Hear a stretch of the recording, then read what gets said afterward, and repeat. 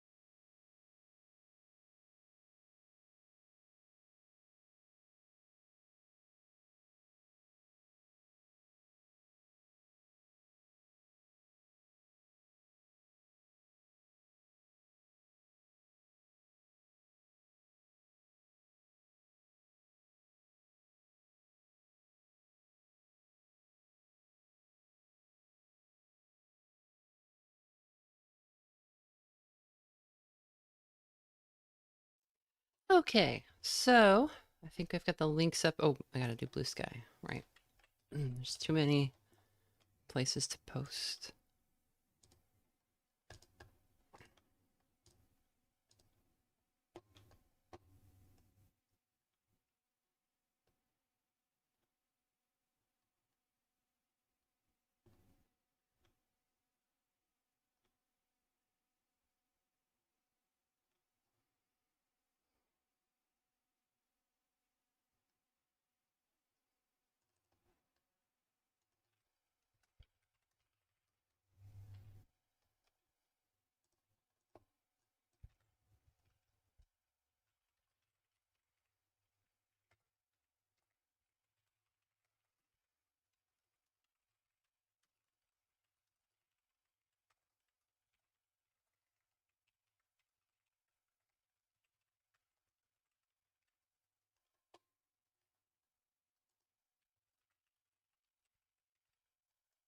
There we go.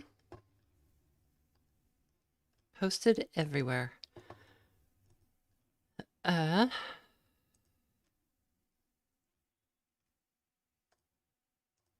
okay. So today we're going to be reading a story called The Island of Dr. Death and Other Stories from the book The Island of Dr. Death and Other Stories and Other Stories by Gene Wolfe. If you don't know Gene Wolfe, I will get a picture of him. Let me shrink that picture down because for some reason it's gigantic.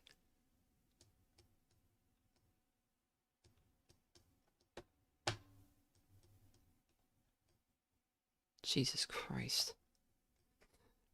Please. So Gene Wolfe is a science fiction author. He started writing in, gosh, when is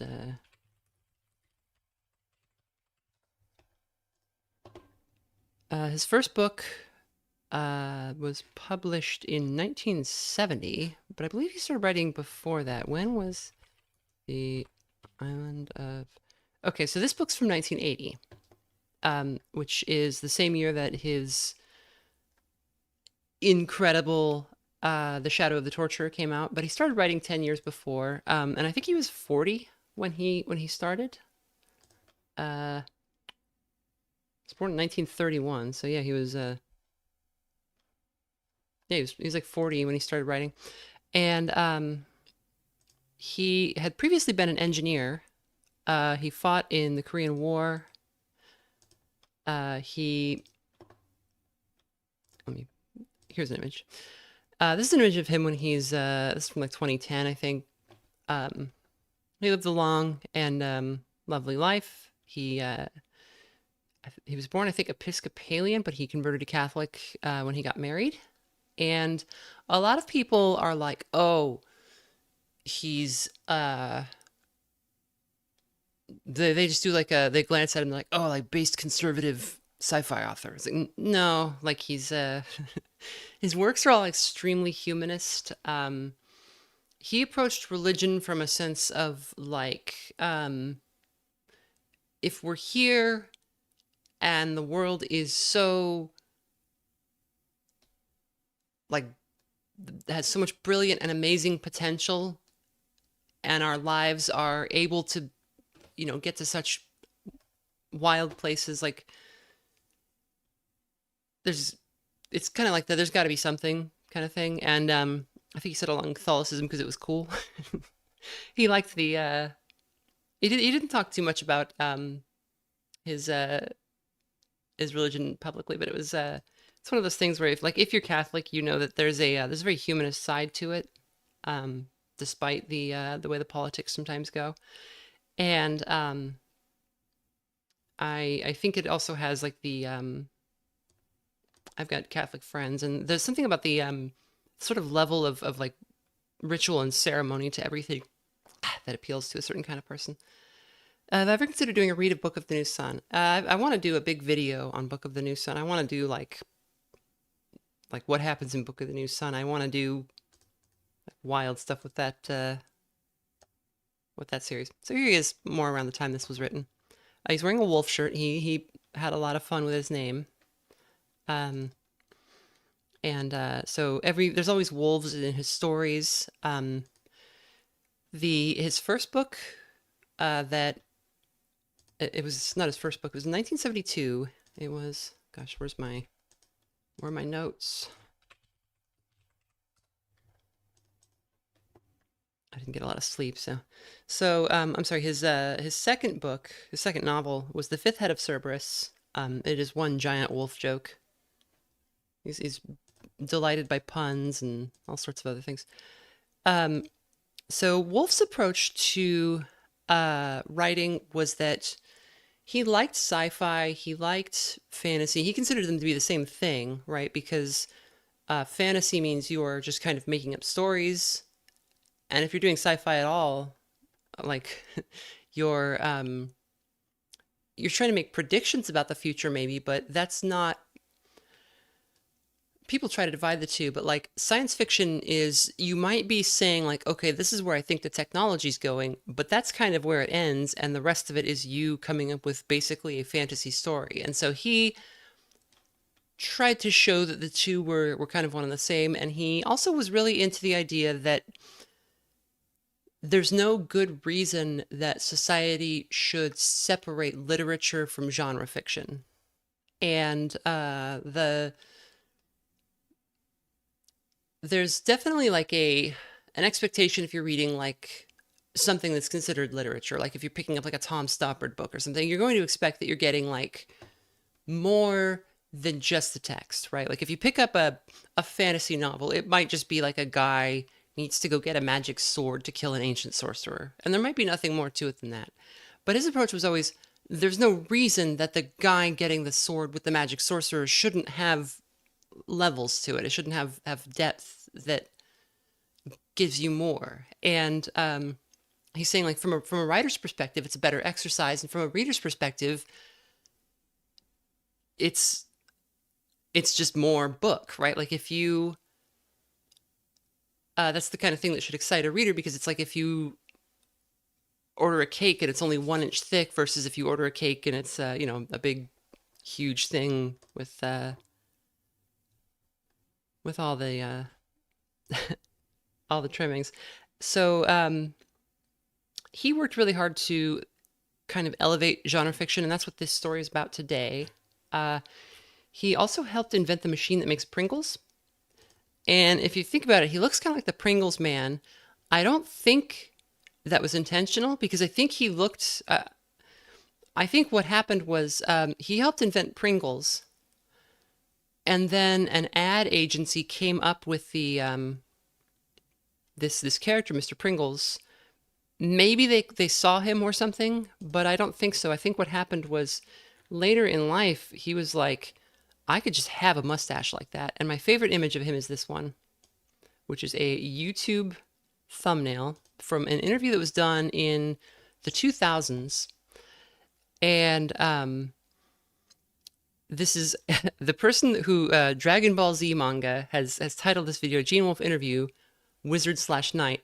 This is for the book Wizard Knight, which is a wonderful novel. And but it sounds like it's his class. Like he's a wizard/knight, and he kind of looks like that, right? He's very much the cool grandpa. His I was watching an interview with let me see if I can find that interview just so I can link it. Book of the New Sun interview. Okay, this might autoplay and you might hear it in the monitor. I don't want that. Okay. I'm always terrified trying to open a YouTube link while I'm doing this. Let me get. So I've got a link here so if you want to review it later. This is an interview that he did for Book of the New Sun with a couple of literary. It was like with a professor of literature and a woman who was doing a like an interview show. She was like a literary critic, wonderful interviewer. She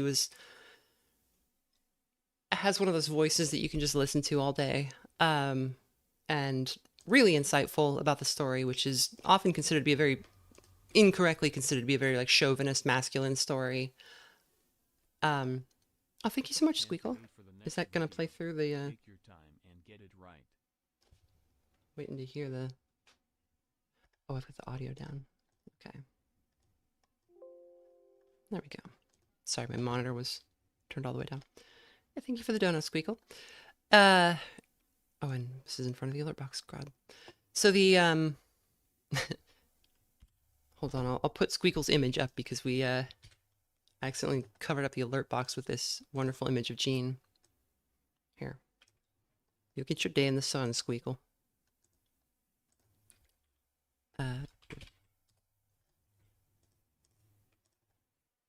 Okay, so this is an image of Squeakle's $10 donation.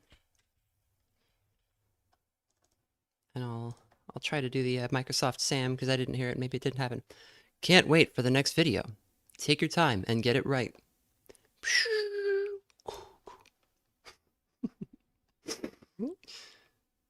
I'm just having fun.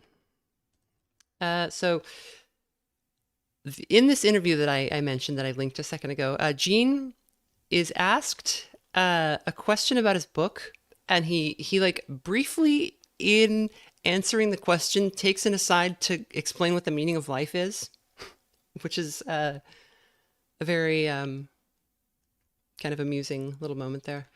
And he says in the interview that the meaning of life is that life is not a means to an end. Life is an end unto itself. That the meaning of life is to experience the universe and to live and to do, hopefully do good and to find happiness however you can. But even if you can't, the experience itself is kind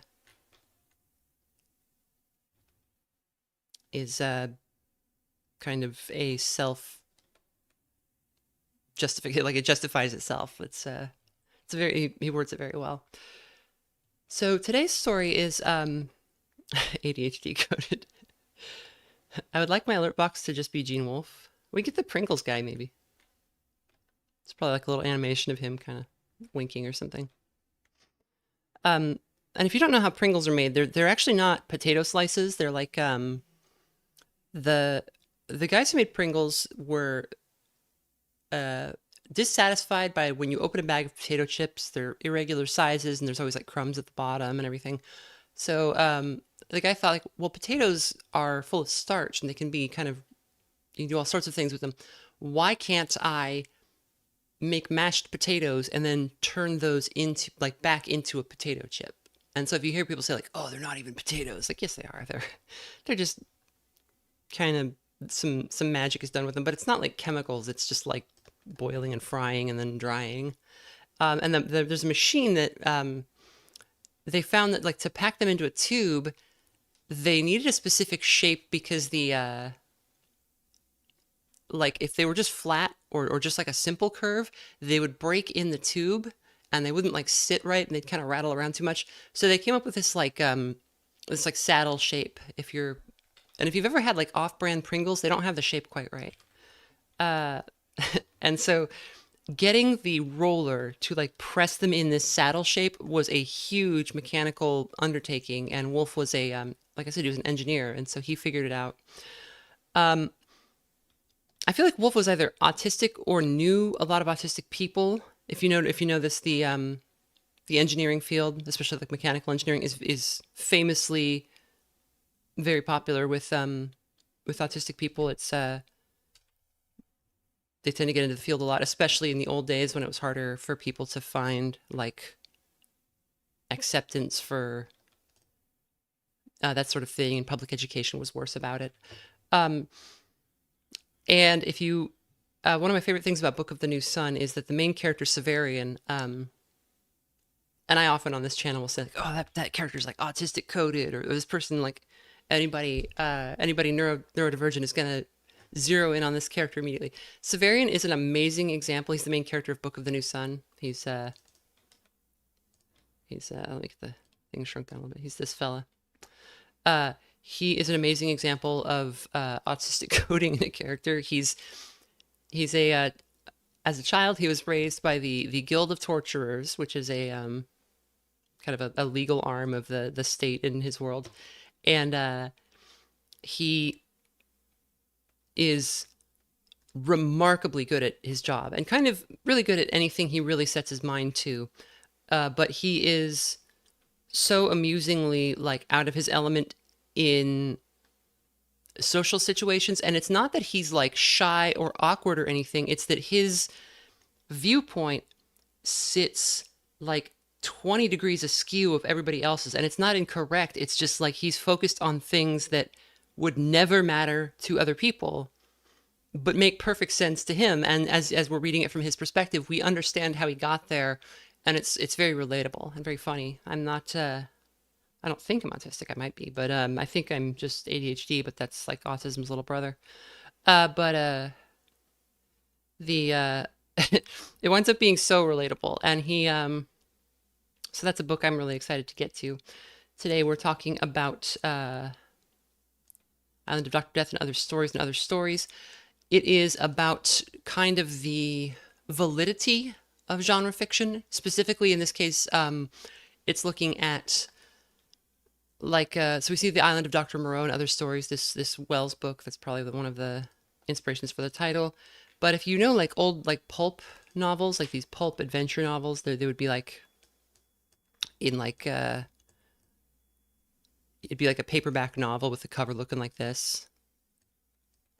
Like one man's struggle in an untamed land, and like something like this is going on. It's got these like really nice paintings for the cover, but they all have this vibe of like telling little boys what it was going to be like when they grew up to be a man.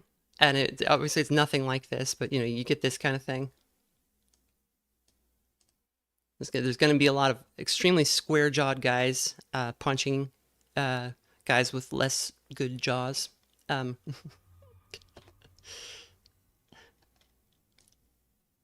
Thank you, Randall.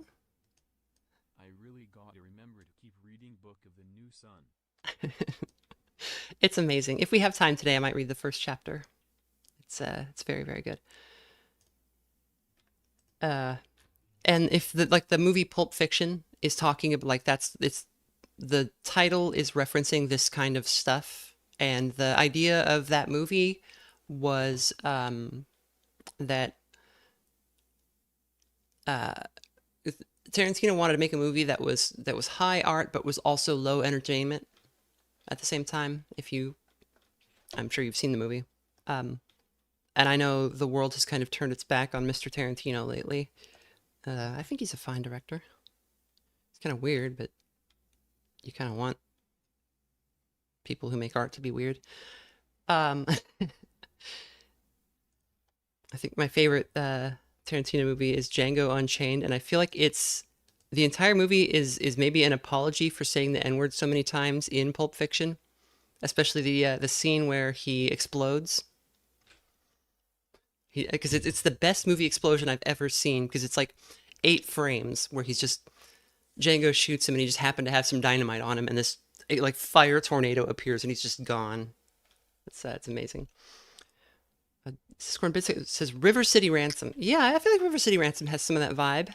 It's like during the era of like greasers when like a man was like a guy who wore 2 shirts and the under one was he had that like classic white like James Dean t-shirt.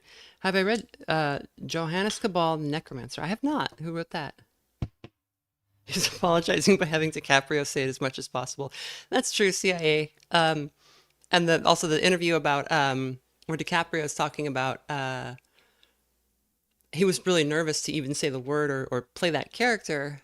Um, it was Calvin Candy, I think his name was, and Samuel Jackson is like, come on, man, we got to get to work, and he's like, well, I feel uncomfortable, and he's like, you feel uncomfortable?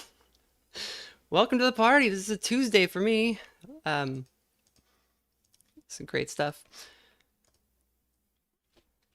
The fire tornado disappearing is biblical. Yeah, yeah. It's like there's this if you've read the Bible or if you're familiar with at least the basic story of Jesus.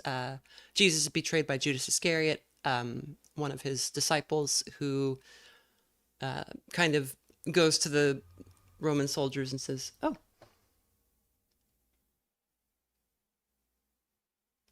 YouTube didn't let me pay in WOMs, so I hope this will do. Thanks for all the amazing content you've produced. Been catching up on the Deltarune VODs and enjoying them. Hope the reading goes well." thank you so much, Cold Heart." So, uh, Judas, uh, Jesus is like walking around saying like, "Oh, I'm the King of the Jews," which is it's not the reason they went after him was it was like a political thing, kind of. The TTS is pretty quiet. Yeah, that's based on my desktop audio. I'll turn it up a little bit.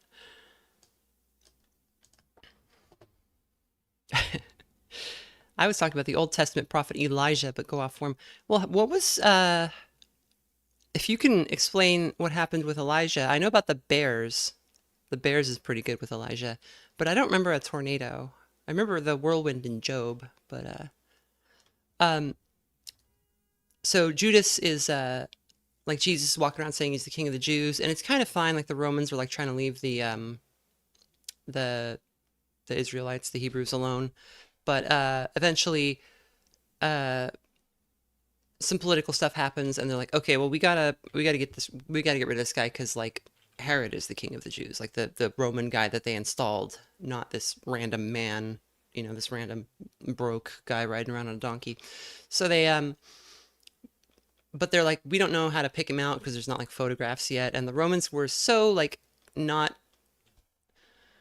Rome had a very hands-off policy with Palestine, um, and so they kind of let the place run itself.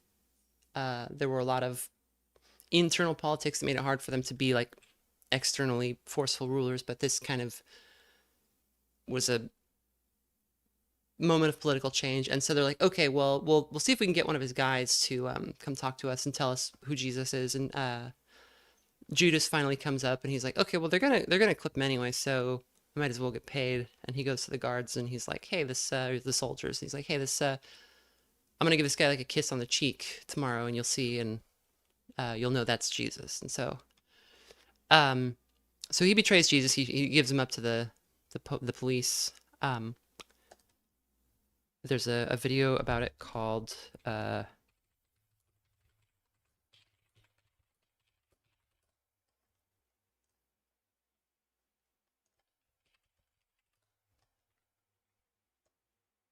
my God, where is it? Jesus' betrayal: What really went down by ethereal snake. Maybe I can play a little bit of that. That's the sound of an American oil. Oh wow, can you hear the? Here we go. I like just like shit posting instead of doing what I'm supposed to. Sources. Let's get a browser source. Add source. Okay. Yeah.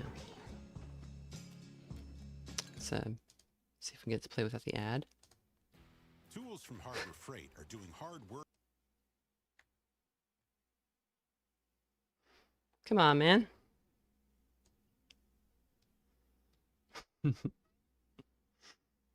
I don't think that's now playing audio through the thing. And Harbor Freight. Yeah, Judas was at Harbor Freight.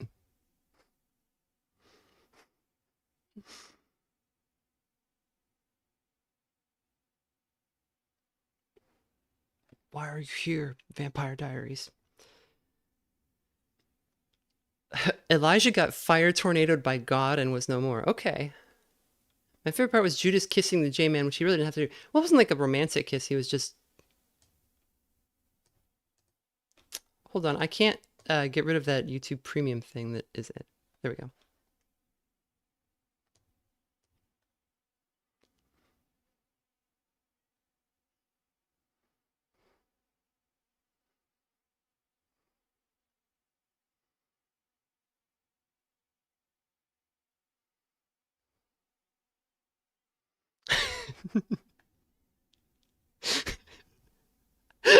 No sound. Okay. Let's see if we can do it one more time. There we go. Is my body. Take and Oh my God!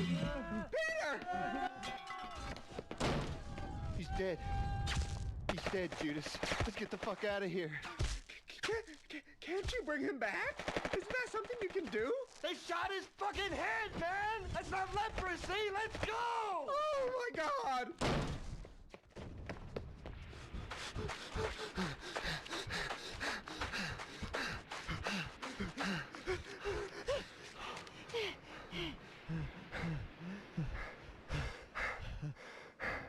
Fucking hell!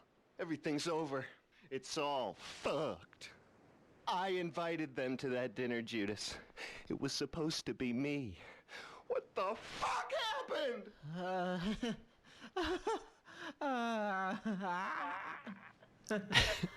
I don't know, but maybe. You don't know? Face it. The prophecies were wrong. Someone ratted us out. No way, man. It was a setup! It can't have been. Like, How can you be sure? faith, right? Faith. Fuck faith. We gotta get out of here before they whack us too. We need a clear confirmation, Judas. Oh God. My time draws near. I can feel it. They're coming for me.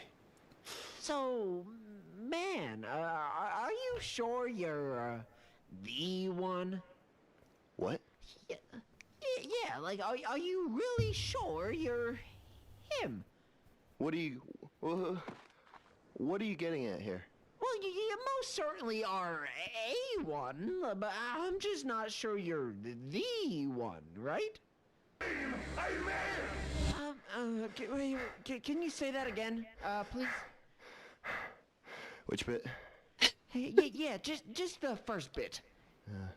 I am the son of God. Yeah. Say it louder, please. I am the son of God. Okay. Okay. Now say it slower. I am the son of God. Louder and slower. I Wait a second. Wait a second, wait a second, wait a second. God, this thing never... The Last Supper. You kept calling it the Last Goddamn, this fucking... Supper. Come on, come on. What is wrong? You fucking knew, didn't you? You're the rat. Confess! Look me in the eye when I'm talking to you. Get ready to receive some Holy Spirit. What?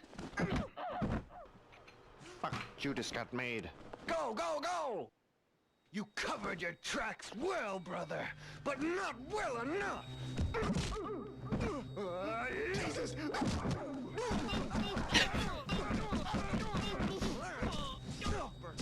So obvious!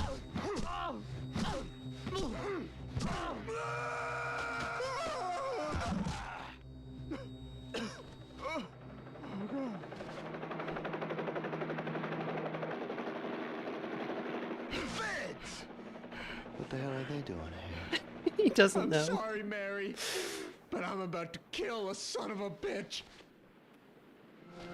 When that bullet hits, you better pray I don't rise up and...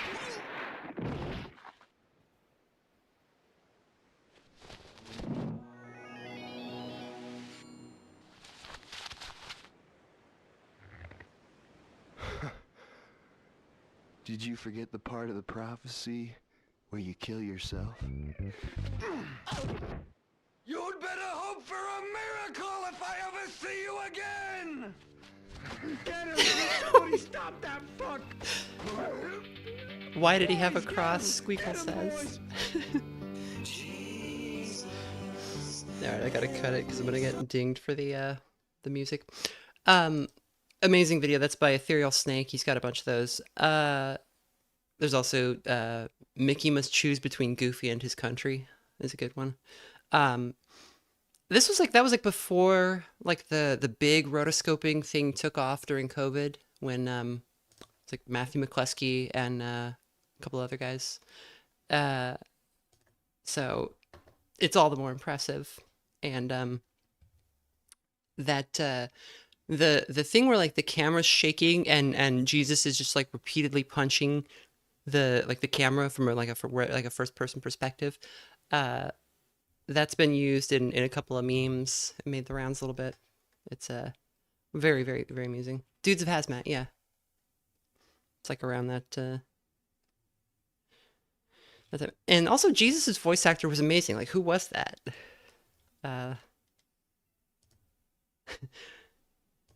Get ready to receive some Holy Spirit.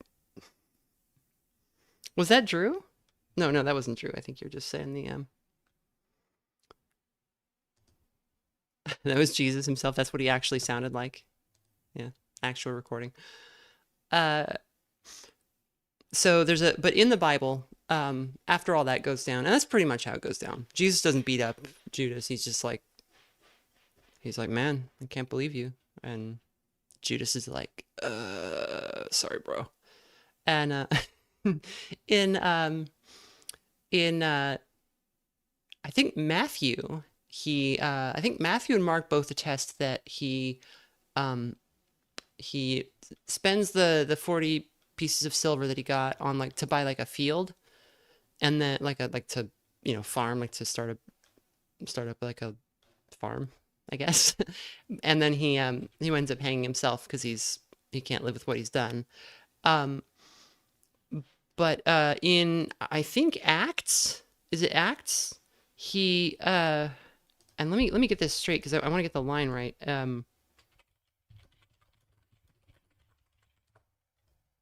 Acts 1:18, and let me get the King James version is my favorite for quotes because it sounds the most biblical. Although if you know anything about the Bible, it's sometimes a little inaccurate because the translation was done like during the Middle Ages. Where's 18? And in those days, Peter stood up in the midst of the disciples and said, the number of names together were about 120. Men and brethren, this scripture must needs have been fulfilled, for which the Holy Ghost by mouth of David spake before concerning Judas, which was guide to them that took Jesus. For he was numbered with us and had obtained part of this ministry. Now this man purchased a field with the reward of iniquity, and falling headlong, he burst asunder in the midst, and all his bowels gushed out. And it was known unto all the dwellers at Jerusalem, insomuch as that field is called in their proper tongue, Akeldama, that is to say, the field of blood. So in Acts, which is written by Paul, I think, is writing that Peter said that rather than hang himself, Judas tripped and fell over and exploded. And no one knows quite what to make of that line. It's like a famous, like, what is that about in the Bible? Some people think it's just a vivid description of, like, you know, he died and then rotted and his guts, you know, fell out like they do. But it does kind of sound like he just tripped and fell over and exploded, like he stepped on a landmine or something. And so, yeah, he got the diarrhea parasite, like a biblical level diarrhea parasite. The same thing happened to JFK's head. Yeah, his bowels just did that on their own. They couldn't figure out how to end his story, so they did it like that. Yeah, New Testament fire tornado disappearing. Yeah, yeah. There's the Bible's really boring if you try to read the whole thing. I did it one time. I was in like Christian school in like 7th grade, and it was a really bad school. It was on this system that is still around today called the PACE system, which is like these workbooks, and it's designed to give like a. I think the company that makes it might be Baptists, but I think they're just like non-denominational, like evangelicals. I could be wrong, but it's designed to give like a Christian education to young people rather than a secular one. It's designed for like it's basically to empower unskilled parents to homeschool their children in a Christian way for Christian reasons, which would be fine. But I think the books themselves are often sort of bad. And also, having spoken from personal experience, send your kid to school, please. Like, to public school, please. I know the schools are bad. I know there's bad stuff going on, but the utter loneliness. And so I was at like a Christian school, which was a small school, and the teachers there were not like accredited to teach. So they use these books to like kind of do an end run around that. And they were so boring, and it was like self-directed. You were supposed to just work at your own pace, but you kind of had there were like goals you were supposed to hit every week to keep up with your education. And I just, we were allowed to have like the Bible at our desk, and I was like, fuck it. I just read the entire Bible that year. I didn't do any work. And like, if anybody said anything to me, I'd be like, well, I'm checking out this Bible. Like if you want to stop me reading the Bible so I can do math, like, I don't know. There's no math in the Bible. There's actually a lot of math in the Bible. There's a lot of interesting stories, a lot of very funny stuff. I think at times some of the writers had a sense of humor. I'm not a Christian now. I had like a sort of an evangelical upbringing that like started in like this apocalypse cult that was very scary. And then parents split, and I wound up like in a much more, I think we went to like a pretty bog standard Methodist church with the pastor was very nice. But then when I grew up, I was like not into it anymore. But yeah, so like people were with the Fear and Hunger video were like accusing me of like Christian propaganda because I was saying like, oh, the god Almer like was able to spread across the world of fear and hunger in much the same way that Jesus with Christianity was able to spread across Europe to kind of replace the pagan religions. And there are aspects, like structural aspects to how the concept of Jesus works versus like the concept of like pagan gods that makes it easier to proselytize Christianity. And it actually kind of sets Christianity up to be this eminently proselytizable, like this eminently like spreadable religion. Because at the end of the day, it says like, okay, well, there's all this stuff, but you don't really need to know all this stuff. You just need to have like this guy in your mind that is good, and he's the Son of God. And like, if you are like, okay, I'm a sinner, I do bad things, I'm a human, like that's just how we're made. I'm sorry for them, and like I accept this guy's like gift of sacrifice that he did like 1,000 years ago. All those burdens go away. That's like all you need to spread Christianity, and that message works anywhere in the world. You can go anywhere and you can be like, hey, there's a magic guy he died horribly for you, because of all the, there's things you regret, things you've done that are bad. He understands, and he's taken on all that debt for you so that you can be debt free. One answer to everything is easier for people to understand. Yeah, because if you like go to somebody and you're like, okay, there's Thor. Thor lives in Valhalla. Valhalla is like this really cool house where like all of the gods live. They're like magic guys. They made everything. And they also kind of embody these concepts that are very specific to our culture that you don't really have those. But like, anyway, the main thing is if you go sailing and die at sea, or like you die in battle like valiantly, things like that, you can be carried off the battlefield by these, like, they're kind of like magic women. They're these Valkyries, and they'll take you to the house with these guys I was just talking about, and you'll get to like party with them. That's a hard sell if you're like, you're like in like South America talking to like an uncontacted tribe. They're like, what the fuck are you talking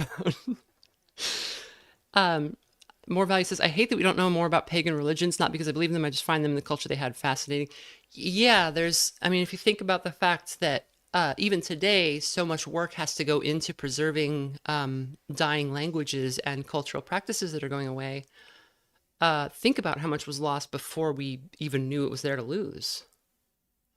And you can see in some of the Christian ministers that go out to like the missionaries that go out to the kind of European peoples, in some of the writings we have from those guys, you can see there's an element of those guys wanting to preserve the existing culture. Like, hey, there's something here that matters to these people that could matter to us, that could matter to humanity. Let's hold on to it, even if we're changing their religion. So it would, like when you read Beowulf, Beowulf is a story that is much older than the writing of it. It was recorded by a Christian missionary who was hanging out with these people who, had this long, like, kind of Scandinavian religious tradition that they were like moving away from to Christianity. And there are points where it's often criticized because, like, oh, he injected Christianity into places, and so we don't know what the original meanings were. And he might have like changed some of the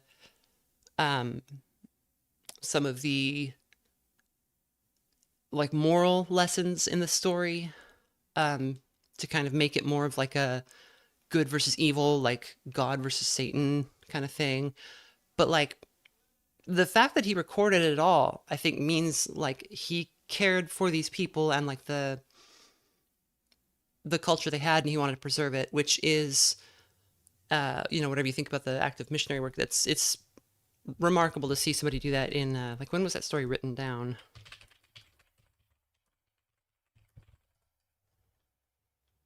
The manuscript was produced somewhere between 975 and 1025 AD. So it's the 10th or 11th century. And the story was probably, and this was written down in England. The people there had been Christians for over 300 years at the time. But, the story's much older. It's probably from like the 6th century or something.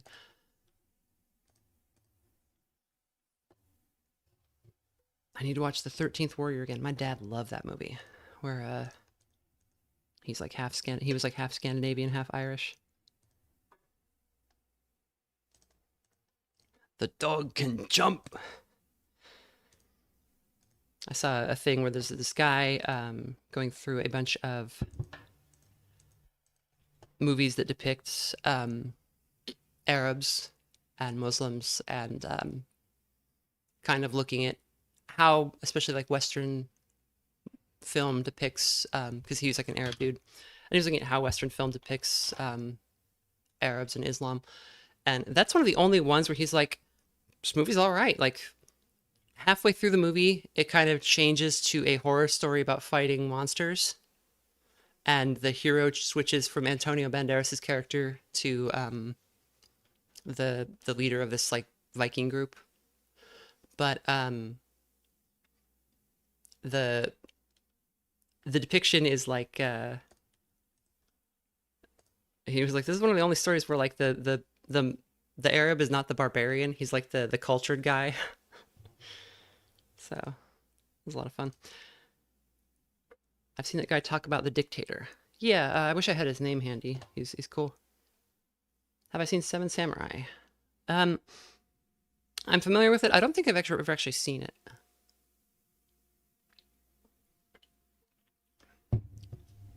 Something that was cool in the Episcopal churches that to be confirmed, we had to learn a lot about pagan religions our Christian holidays are based on.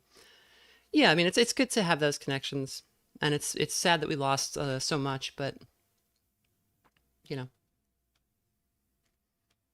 Anyway, let's get to the book. So this book is The Island of Dr. Death and Other Stories and Other Stories, and it is a collection of short stories written in 1980 by Gene Wolfe. He had been writing for about 10 years at this time. And again, he started when he was 40, so it's not too late to become one of the best authors in the English language. And the first story in this book is called The Island of Dr. Death and Other Stories. So that's the source of the title is that first story, and then other stories are the rest of the stories. Winter comes to water as well as land, and though there are no leaves to fall, let me start again. Winter comes to water as well as land, though there are no leaves to fall. The waves that were a bright, hard blue yesterday under a fading sky today are green, opaque, and cold. If you are a boy not wanted in the house, you walk the beach for hours, feeling the winter that has come in the night, sand blowing across your shoes, spray wetting the legs of your corduroys. You turn your back to the sea, and with the sharp end of a stick found half buried right in the wet sand, tackman Babcock. Then you go home, knowing that behind you the Atlantic is destroying your work. Home is the big house on Settler's Island, but Settler's Island, so called, is not really an island, and for that reason is not named or accurately delineated on maps. Smash a barnacle with a stone, and you'll see inside the shape from which the beautiful barnacle goose takes its name. There's a thin and flaccid organ, which is the goose's neck, and the mollusk's siphon, and a shapeless body with tiny wings. Settler's Island is like that. The gooseneck is a strip of land down which a county road runs. By whim, the map makers usually exaggerate the width of this and give no information to indicate that it is scarcely above the high tide. Thus, Settler's Island appears to be a mere protuberance on the coast, not requiring a name. And since the village of 8 or 10 houses has none, nothing shows on the map but the spider line of a road terminating at the sea. The village has no name, but home has two, a near and far designation. On the island, and on the mainland nearby, it is called the Seaview Place because in the earliest days of the century it was operated as a resort hotel. Mama calls it the House of 31 February, and that is on her stationery, and presumably used by her friends in New York and Philadelphia, where they do not simply say Mrs. Babcock's. Home is 4 floors high in some places, less in others, and is completely surrounded by a veranda. It was once painted yellow, but the paint outside is mostly gone now, and the House of 31 February is gray. Jason comes out of the front door with little curly hairs on his chin trembling in the wind and his thumbs hooked in the waistband of his Levi's. Come on, you're going into town with me. Your mother wants to rest. Hey, tough.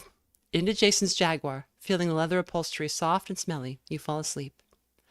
Awake in town, bright lights flashing in the car windows. Jason is gone and the car is growing cold. You wait for what seems like a long time, looking out at the shop windows, the big gun on the hip of the policeman who walks past, the lost dog who was afraid of everyone, even when you tap the glass and call to him. Then Jason is back with packages to put behind the seat. Are we going home now? He nods without looking at you, arranging his bundles so they won't topple over, fastening his seatbelt. I want to get out of the car. He looks at you. I want to go in a store. Come on, Jason. Jason sighs. All right, the drugstore's over there, okay? Just for a minute. The drugstore is as big as a supermarket, with long, bright aisles of glassware, notions, and paper goods. Jason buys a fluid for his lighter at the cigarette counter, and you bring him a book from the revolving wire rack. Please, Jason? He takes it from you and replaces it in the rack, and when you're in the car again, takes it from under his jacket and gives it to you. It is a wonderful book, thick and heavy with the edges of the pages tinted yellow. The covers are glossy, stiff cardboard, and on the front is a picture of a man in rags fighting a thing partly like an ape and partly like a man, but much worse than either. The picture is in color, and there is real blood on the ape thing. The man is muscular and handsome with tawny hair lighter than Jason's, and no beard. You like that? You're out of town already, and without the streetlights it's too dark in the car, almost, to see the picture. You nod. Jason laughs. That's camp, you know that? You shrug, riffling the pages under your thumb, thinking of reading alone in your room tonight. You gonna tell your mom how nice I was to you? Uh-huh, sure, you want me to? Tomorrow, not tonight. I think she'll be asleep when you get back. Don't wake her up. Jason's voice says that he will be angry if you do. Okay. Don't come in her room. Okay. The Jaguar says, down the road, and you can see the whitecaps in the moonlight now, and the driftwood pushed just off the asphalt. You got a nice soft mommy, you know that? When I climb on her, it's just like being on a big pillow. You nod, remembering the times when, lonely and frightened by dreams, you have crawled into her bed and snuggled against her soft warmth, but at the same time angry, knowing that Jason is somehow deriding you both. Home is silent and dark, and you leave Jason as soon as you can, bounding up the hall and up the stairs ahead of him, up a second narrow, twisted flight to your own room in the turret.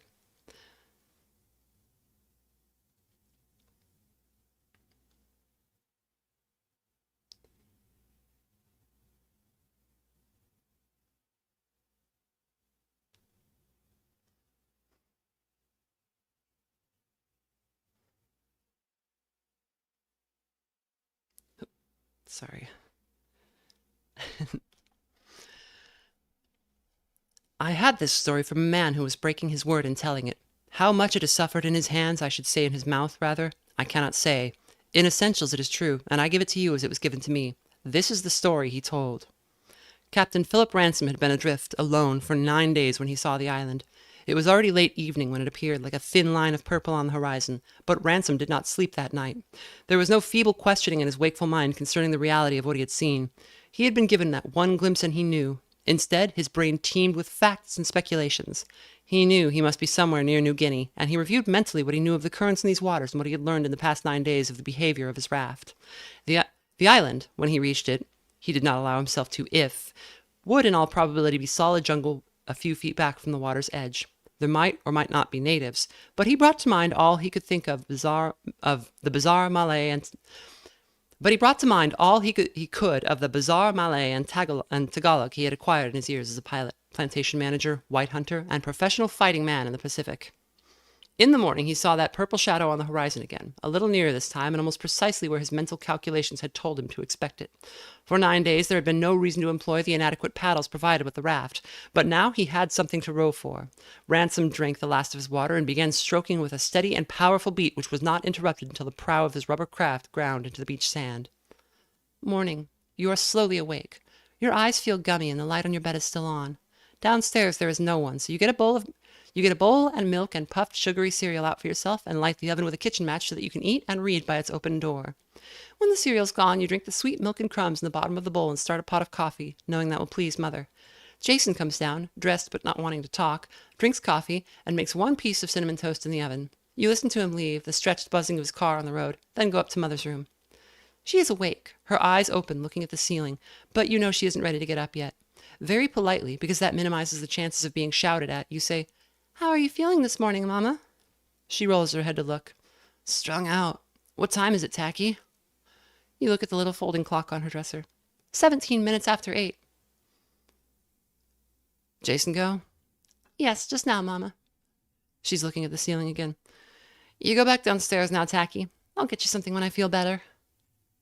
Downstairs, you put on your sheepskin coat and go out on the veranda to look at the sea. There are gulls riding the icy wind, and very far off something orange bobbing in the waves, always closer. A life raft. You run to the beach, jump up and down and wave your cap. "Over here! Over here!"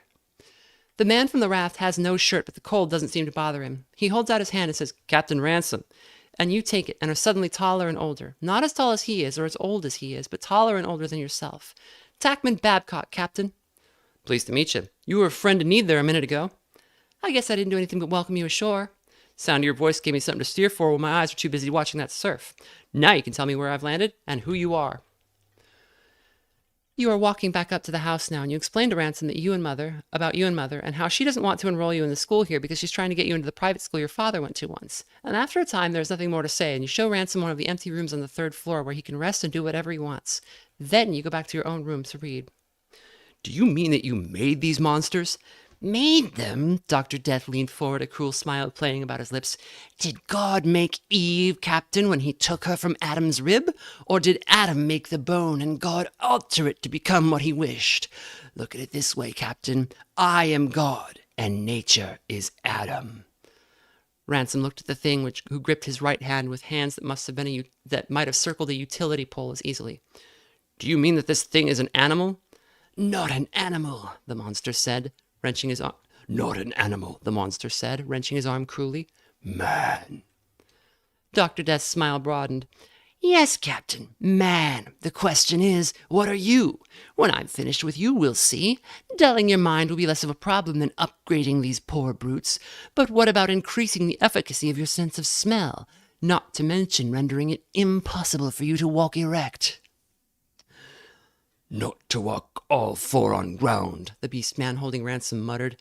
That is the law.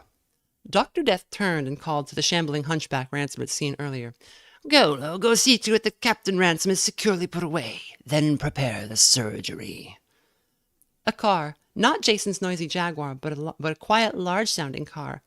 By heaving up the narrow, tight little window at the corner of the turret and sticking your head out into the cold wind, you can see it. Dr. Black's big one, with the roof and hood all shiny with new wax. Downstairs, Dr. Black is hanging up an overcoat with a collar of fur, and you smell the old cigar smoke in his clothing before you see him. Then Aunt May and Aunt Julie are there to keep you occupied so that he won't be reminded too vividly of that marrying Mama means getting you as well. They talk to you. How have you been, Tacky? What do you find to do out here all day? Nothing. Nothing. Don't you ever go looking for shells on the beach? I guess so.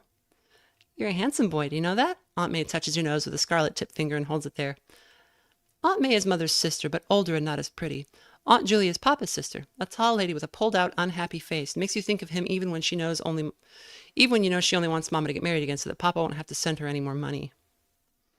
Mama herself is downstairs now in a clean new dress with long sleeves. She laughs at Dr. Black's jokes and holds onto his arm, and you think how nice her hair looks, and that you will tell her so when you are alone.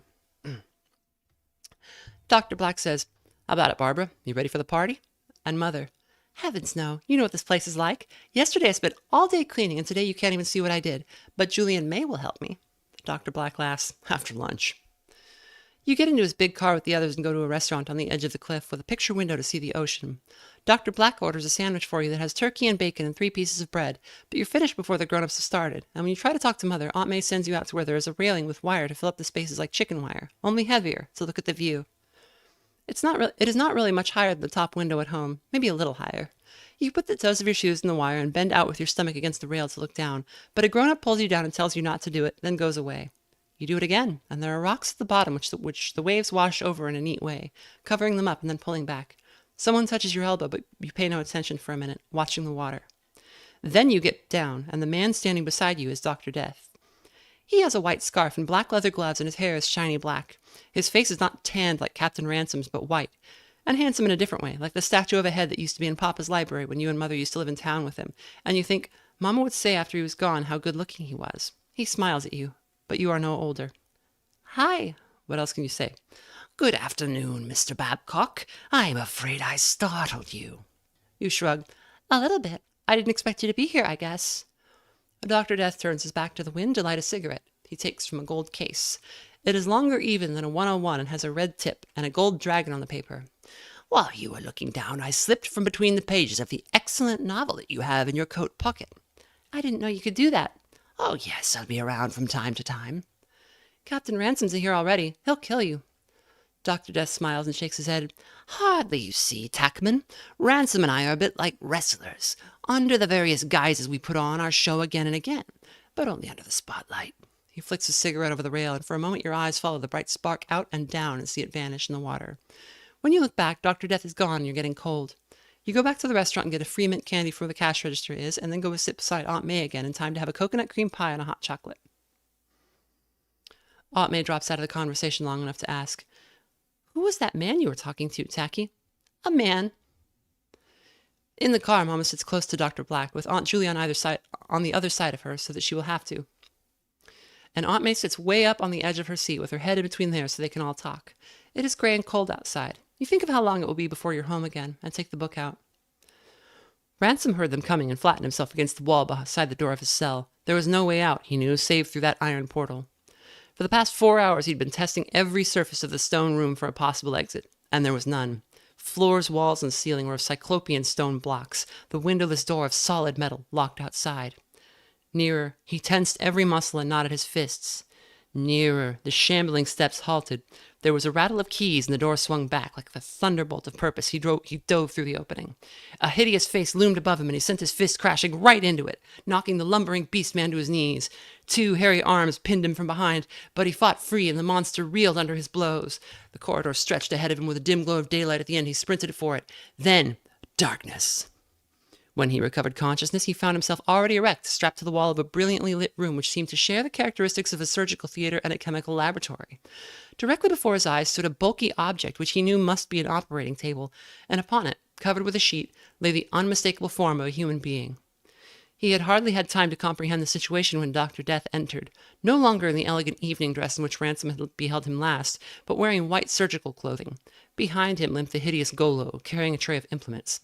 Ah! Seeing that his prisoner was conscious, Dr. Death strolled across the room and raised a hand as though to strike him in the face. But when Ransom did not flinch, dropped it, smiling. "My dear Captain, you are with us again, I see." "I had hoped for a minute there," Ransom said levelly, "that I was away from you. Mind telling me what got me?" "A thrown club, or so my slaves report. My baboon man is quite good at it. But aren't you going to ask about this charming little tableau I've staged for you?" "I wouldn't give you the pleasure." "But you are curious." Dr. Death smiled his crooked smile. "I shall not keep you in suspense. Your own time, Captain, has not come yet, and before it does, I am going to demonstrate my technique to you. It is so seldom that I have a really appreciative audience." With a calculating gesture, he whipped away the sheet which had covered the prone form on the operating table. Ransom could scarcely believe his eyes. Before him lay the unconscious body of a girl with skin as white as milk and hair like the sun seen through mist. "You are interested now, I see," Dr. Death remarked dryly, "and you consider her beautiful. Believe me, when I have completed my work, you will flee screaming if she so much as turns what would no longer be a face toward you. This woman has been my implacable enemy since I came to this island, and the time has come for me to—" He halted in mid-sentence and looked at Ransom with an expression of mingled slyness and gloating. "For me to illustrate something of your own fate, shall we say?" While Dr. Death had been talking, his deformed assistant prepared a hypodermic. Ransom watched as the needle plunged into the girl's almost translucent flesh, and the liquid in the syringe, a fluid which by its very color suggested the vile perversion of medical technique, entered her bloodstream. Though still unconscious, the girl sighed. It seemed to Ransom that a cloud passed over her sleeping face as though she had already begun an evil dream. Roughly, the hideous Golo turned her on her back and fastened in place straps of the same kind as those that held Ransom himself pinned to the wall.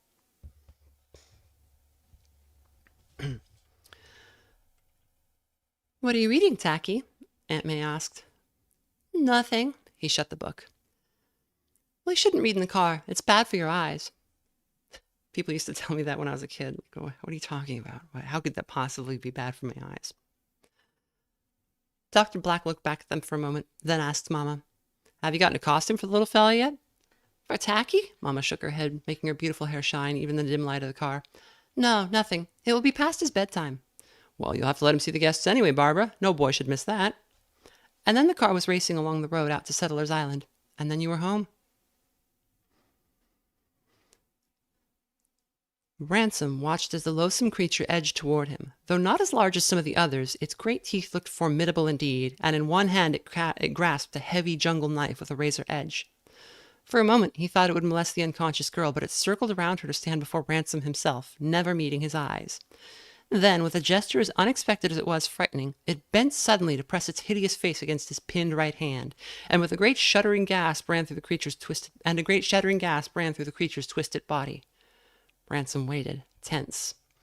Again that deep inhalation, almost a sob. Then the beast man straightened up, looking into Ransom's face but avoiding his gaze. A thin, strangely familiar whine came from the monster's throat. "Cut me loose," Ransom ordered. "Yes, this I came to. Yes, master." The huge head, wider than it was high, bobbed up and down. Then the sharp blade of the machete bit into the straps holding Ransom. As soon as he was free, he took the blade from the willing hand of the beastman and freed the limbs of the girl on the operating table. She was light in his arms, and for an instant he stood looking down at her tranquil face. Come, master. The beastman pulled at his sleeve. Bruno knows a way out. Follow Bruno. A hidden flight of steps led to a long and narrow corridor, almost pitch dark. No one use this way, the beastman said in his harsh voice. They not find us here. Why did you free me? Ransom asked. There was a pause. Then, almost with an air of shame, the great twisted form replied, You smell good, and Bruno does not like Dr. Death. Ransom's conjectures were confirmed. Gently, he asked, You were a dog before Dr. Death worked on you, weren't you, Bruno? Yes, the beastman's voice held a sort of pride. A St. Bernard. I have seen pictures.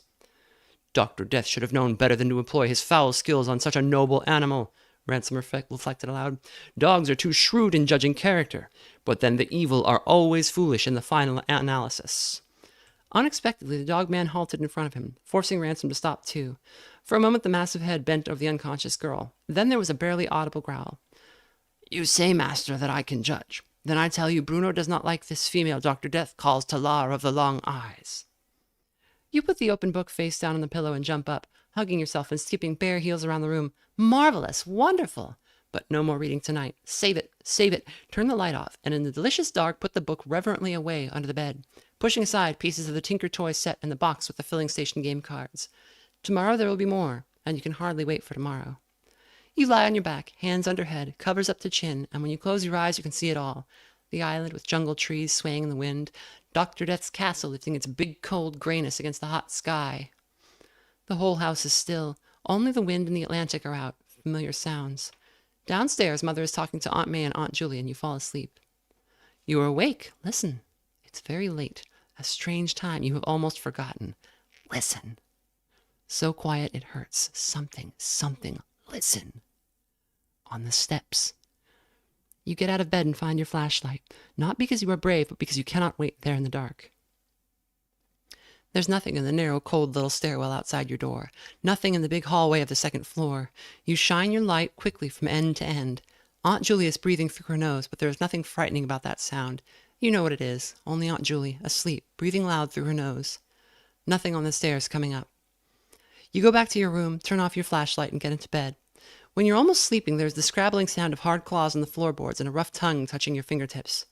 Don't be afraid, master. It is only Bruno.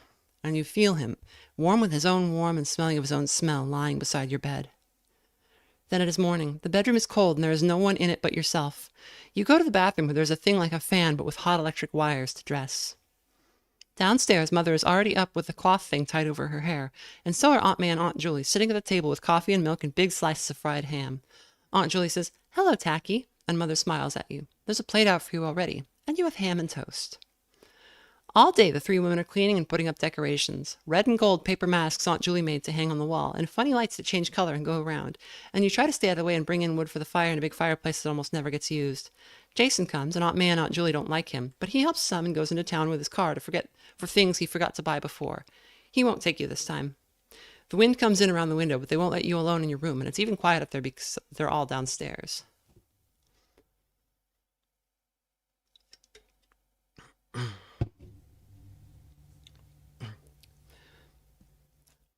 Ransom looked at the enigmatic girl incredulously. "You do not believe me," she said.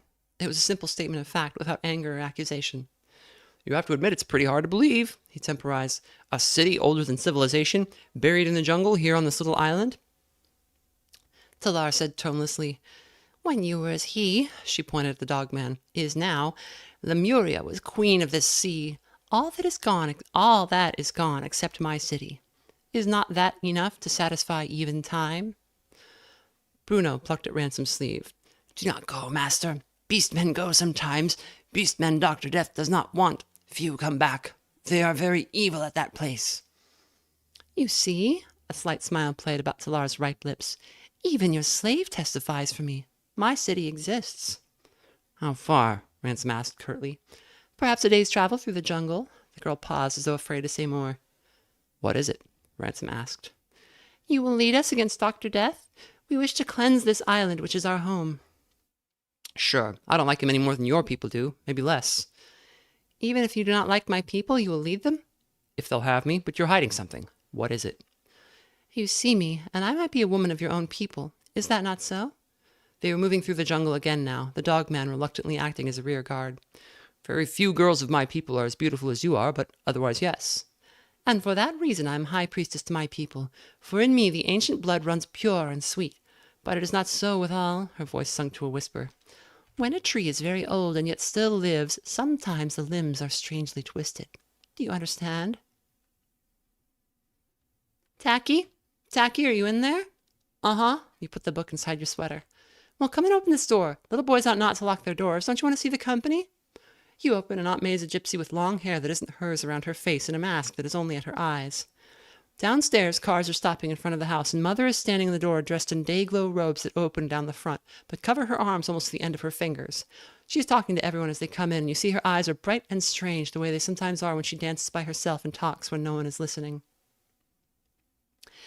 A woman with a fish for a head and a shiny silver dress is Aunt Julie. A doctor with a doctor's coat and listening things and a shiny thing on his head to look through is Dr. Black. And a soldier in a black uniform with a pirate thing on his hat and a whip is Jason.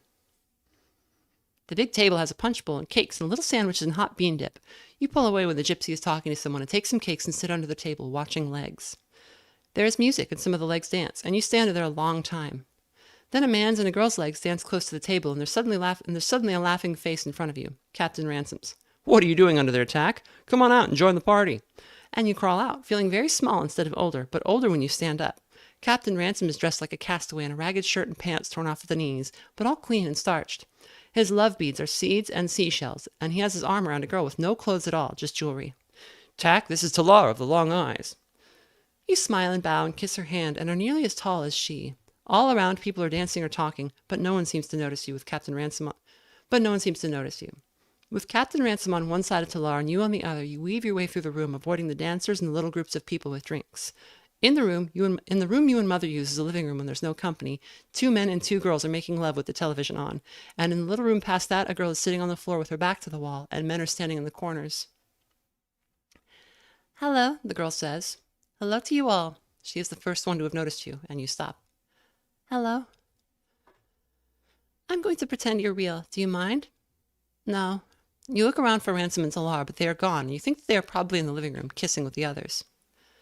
This is my 3rd trip. Not a good trip, but not a bad trip. But I should have had a monitor, someone to stay with me. Who are those men? The men in the corners stir, and you hear the clinking of their armor and see light glinting on it, and you look away. I think they're from the city. They probably came to watch out for Talar. And somehow you know that this is the truth. Make them come out where I can see them. Before you can answer, Dr. Death says, I don't really think you would want to. And you turn and find him standing just behind you, wearing full evening dress and a cloak. He takes your arm. Come on, Tacky. There's something I think you should see.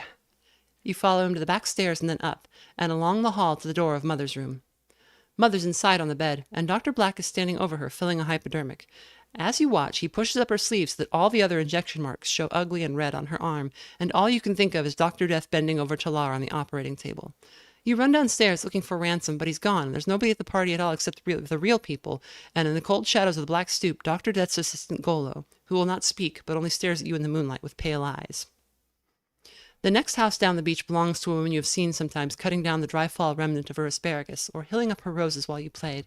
You pound at her door and try to explain, and after a while she calls the police.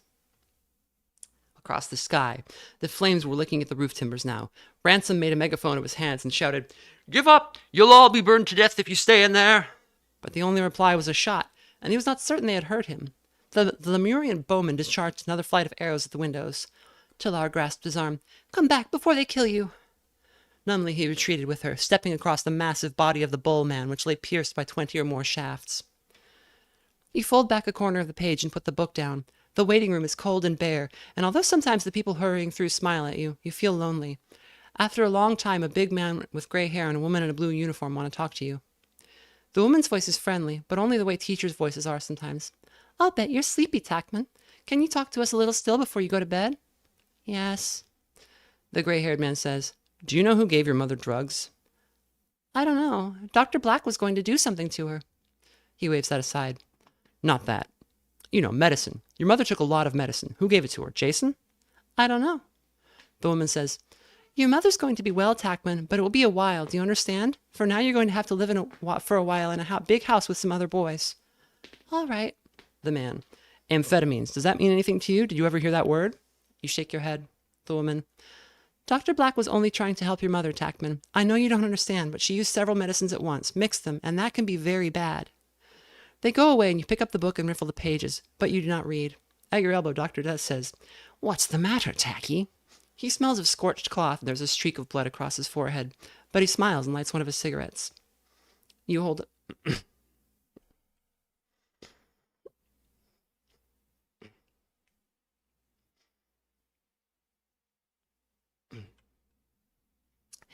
You hold up the book. I don't want it to...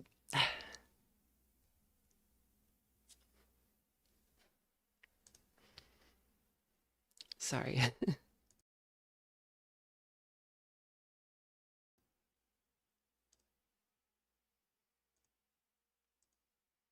You hold up the book. I don't want it to end. You'll be killed at the end. And you don't want to lose me? That's touching.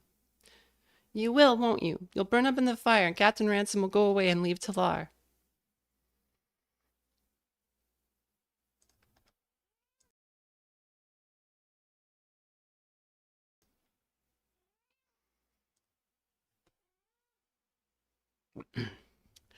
Dr. Death smiles. But if you start the book again, we'll all be back. Even Golo and the Pole Man. Honest? Certainly. He stands up and tousles your hair. It's the same with you, Tacky. You're too young to realize it yet, but it's the same with you.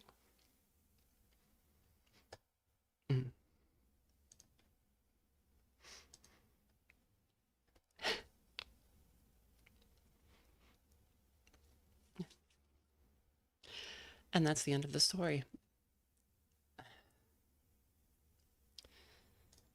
Oh, got me right at the end there.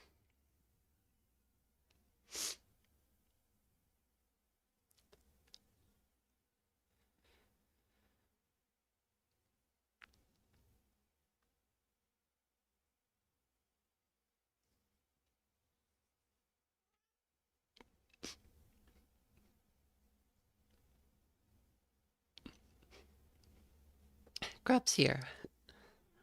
Hi, Grub. Now, did Grub know I was crying, or did Grub want her dinner? Text Grub to this number to vote now.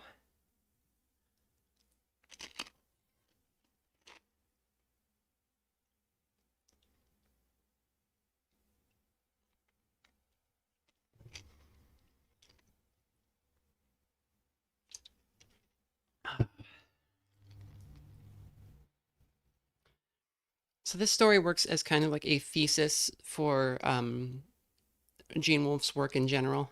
I knew what the story was about, which is why I wanted to read it. I had not read this one, actually. And all of that stuff about how there's no reason fiction shouldn't be literature is also very much like the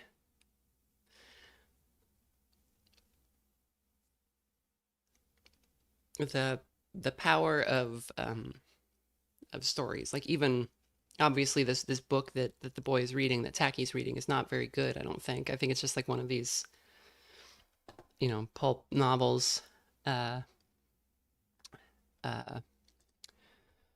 Was the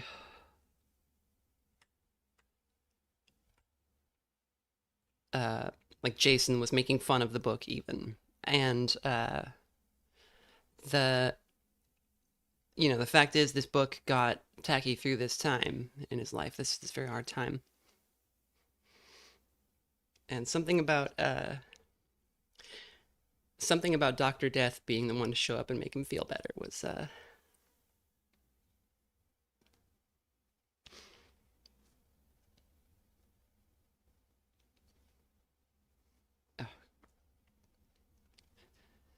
that was like that really got me. You know, you'd expect Captain Ransom to be the one, but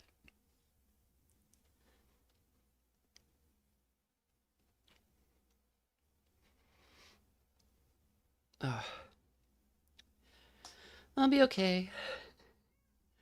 I'm gonna eat hot chip.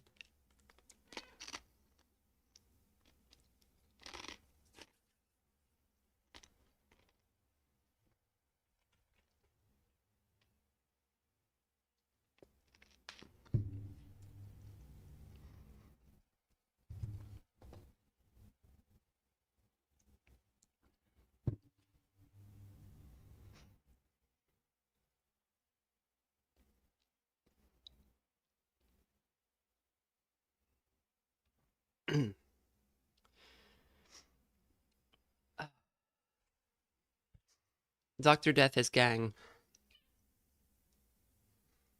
which is if you've not seen the Zero Parade stream or played the game yourself, there's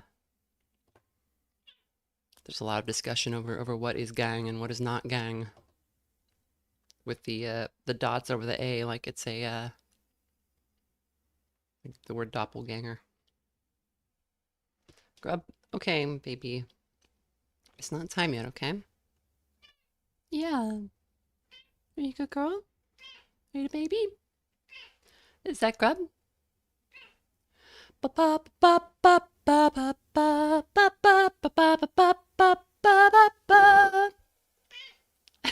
She did it.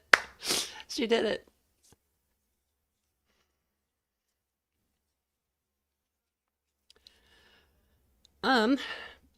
We have plenty of time, so I think I might read the first chapter of Book of the New Sun, just to get everybody.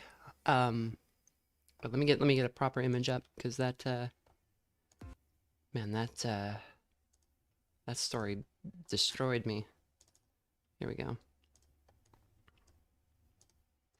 There's a similar moment at the end of oops. If you've played I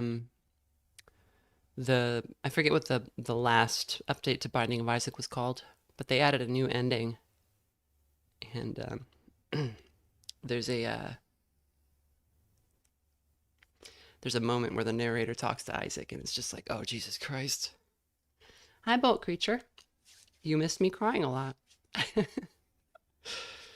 Because the evil scientist was nice to a little boy.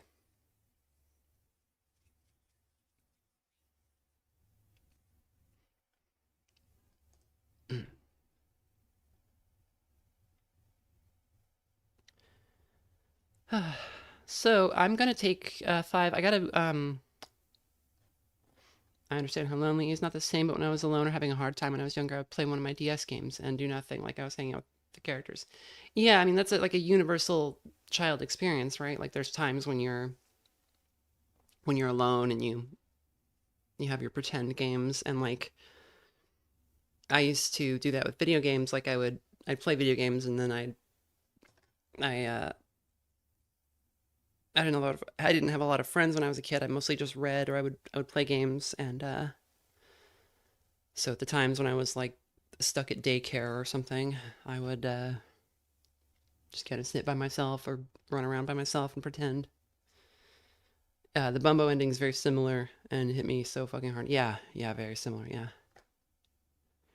and it's funny because it's a game about like a bum throwing poop at people, but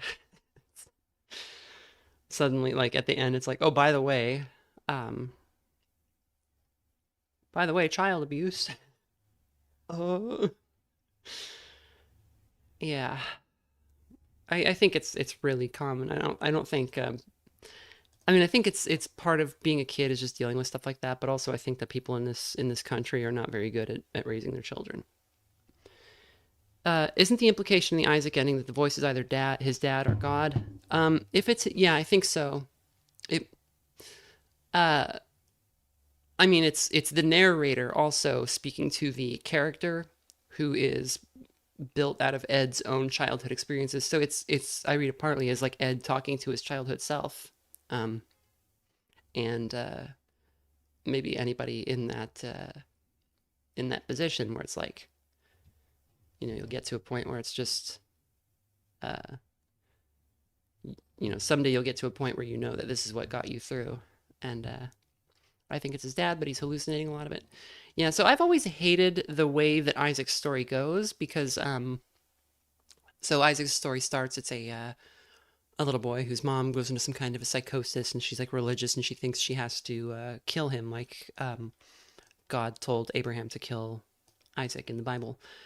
And so the game is Isaac imagines that he's like running down into the basement to get away from her, and then that's kind of what you're doing the whole game. And in almost all the endings, either it's like a joke ending where nothing happens, or he dies. And that's like such, I'm not going to say you can't have a downer ending, but like it feels like Ed giving up on himself. And so seeing an ending where he says, no, Isaac, you can't like beat up an adult. You can't get away from this because you're a little boy and you don't know anything. But you have this wonderful imagination that dreamed up this whole little world, and in this world you can survive, and then someday you'll be better. So I think that the ending is Ed coming back to the story, like 15 years later, and being like, yeah, that sucked. Let me redo it. Because he doesn't die in that ending, right? That ending is he's either remembering something his dad said, or he's imagining something that his dad would say, or he's imagining what God would say, or God is talking to him, or the creator is talking to the character, or the creator is speaking to himself, or the creator is speaking to us. It's great because you can read it all source. Can I make it do something funny? I don't like this streaming program that I use. I really need to get on OBS. There's a issue where like moving over like the alert box and everything is going to take a few minutes, and that's kind of a pain. And like, do I really need one more stupid project? But also, I never like learned anything about this this program. Let's see. Can we make the text do anything funny?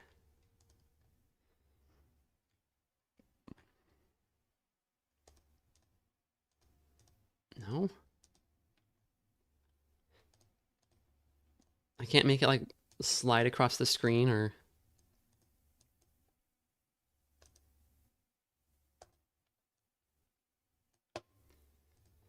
God, what a miserable program this is. Yeah, the thing that the narrator says in that new ending of Isaac is, "Are you sure that's how you want it to end?" Which I feel like might also be like speaking to the idea of like Isaac maybe thinking he should die, and then the narrator's like, "No, man. You're a good boy. You made The Binding of Isaac. That's a fun game. A lot of people love it."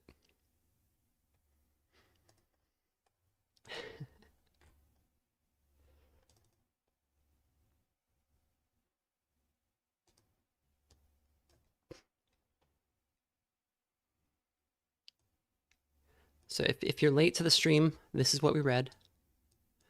So also, if you've read Book of the New Sun, he's hitting me with the stick, and the crabs are getting him. If you've read Book of the New Sun, then Dr. Death should seem very familiar to you, and so should Captain Ransom, and that whole scene, that whole story that was being told.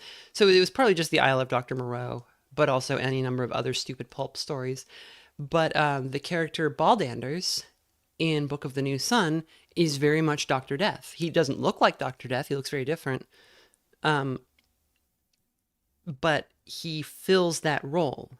And there's even like a island and a castle, right? And a showdown between a square-jawed, manly man, Severian, and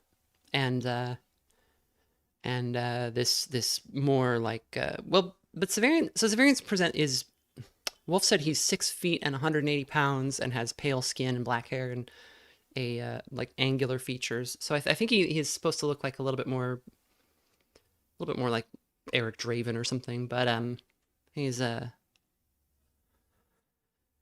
he's certainly a standing in the like physical sword hero role, while Baldanders is in the like the intellectual role. Willboy is literally Willboy. Are you literally Severian? Joseph Burns says, "I am a freak for Book of the New Sun." Pell underscore says, "Mugenics gets into a lot of that stuff too." Is Dr. Death in Mugenics? Imogen Mangle says, "Actually, I'm about to do a dissertation, hopefully on worthless art. So, like, thank God for the story and the argument it's making." Yeah, if you want to bring that in, I'm sure. So Wolfe is often considered a writer's writer, which means every writer reads Wolfe because he's a genius, but people who aren't writers don't read Wolfe because I don't know why. And like, so, I mean, there's so much I want to say about Book of the New Sun. Book of the New Sun is basically where dark fantasy came from. That and the Elric of Melniboné books, or sorry, yeah, Melniboné books. Those basically invented dark fantasy. Berserk, they were translated into Japanese in the 80s, and Yoshitaka Amano did the covers for them. They're very beautiful. And these books were read by Hidetaka Miyazaki and by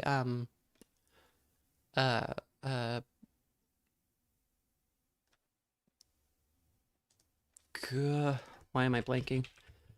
So bad with names. Kentaro Miura. So, like these, and if you read these stories, like there's direct allusions all over the place to New Sun, to Elric. Elric of Melniboné is where we get the Bishonen archetype, because Yoshitaka Amano's drawing, he was like, how do I describe this beautiful albino man who is like a brooding anti-hero who has like a cursed sword, and he's like dying of some obscure disease, and he has a good soul, but he's forced to do evil, and it's like taking a toll on him, which is like the most Bishonen thing ever. And so he took inspiration from the kid from Grub is like camping the keyboard, and it's making it hard to type, and I'm worried she'll bite me if I get too let me get these images up though.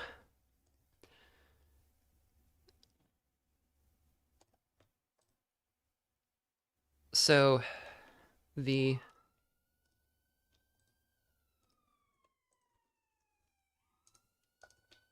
here we go.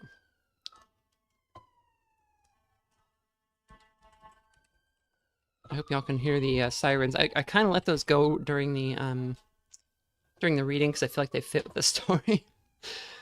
Amano Elric. Where is that?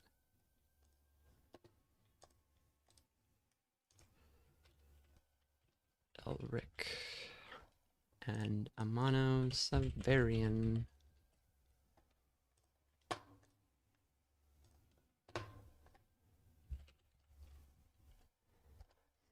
Okay, let me get these pictures of all of this up.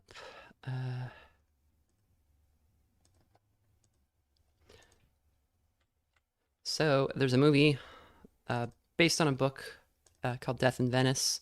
It is about a this man on the right standing up. He's like a doctor, and he's dying of tuberculosis or something, and he it might be cancer, I forget, but he's not got a lot of time to live, and so he goes on vacation. He's very depressed, and he goes on vacation to Venice, and he sees this boy, and this boy is like weirdly beautiful, and people get the wrong impression here. This is not a book about anything sexual or any kind of perversity. It's just that the guy sees this kid who like embodies all of this like youthful health and beauty, and however depressed he is, he's like, he gets fixated on this kid, and he's like, he can't stop thinking of it. He's like following around and tries to talk to him a couple of times, and he a lot of people think like he's like perving on the kid or something, but what actually happens is he the book ends with him sitting on the beach and kind of watching this kid like playing with his mother and running around in the water and stuff. And he's like, he just watches the kid and he kind of slowly dies on the beach there. And the idea is like he was it's more that he was dying and he saw like this embodiment of life and he was like, I want that. And then he realized like, no, because the newness and like the freshness of it is the thing that is giving it what it is. And it's my time to go. You know, I already had this in my youth and I can be happy now because I could see that somebody else is having the thing that I no longer have. And that's great that that's still in the world. And so I can leave peacefully. And so he dies seemingly content finally on the beach. And it's very sad, but it's, you know, not a, yeah, death in Venice. And, I mean, there's more to it than that, but that's kind of the main thing. And so, when Amano drew Elric for the cover of Elric of Melniboné's Japanese translation, he used that image, he used that kid as inspiration from the movie. And women went ballistic for this book, like just insane for this book, in a completely unexpected way. And it's a fantasy book about a guy with a magic sword, right? Like, it's not a book you would think like, oh, women are going to love this. It's like, in every sense, like a pretty macho book, except for the fact that Elric is sort of a effeminate-looking guy. But that was the author wanted to contrast like a sense of physical frailty with like this kind of spiritual strength that he has. And so women went ballistic for this book, and this was during the early 80s. And at the time, a bunch of people had gotten training in the fashion industry, but the fashion industry was kind of like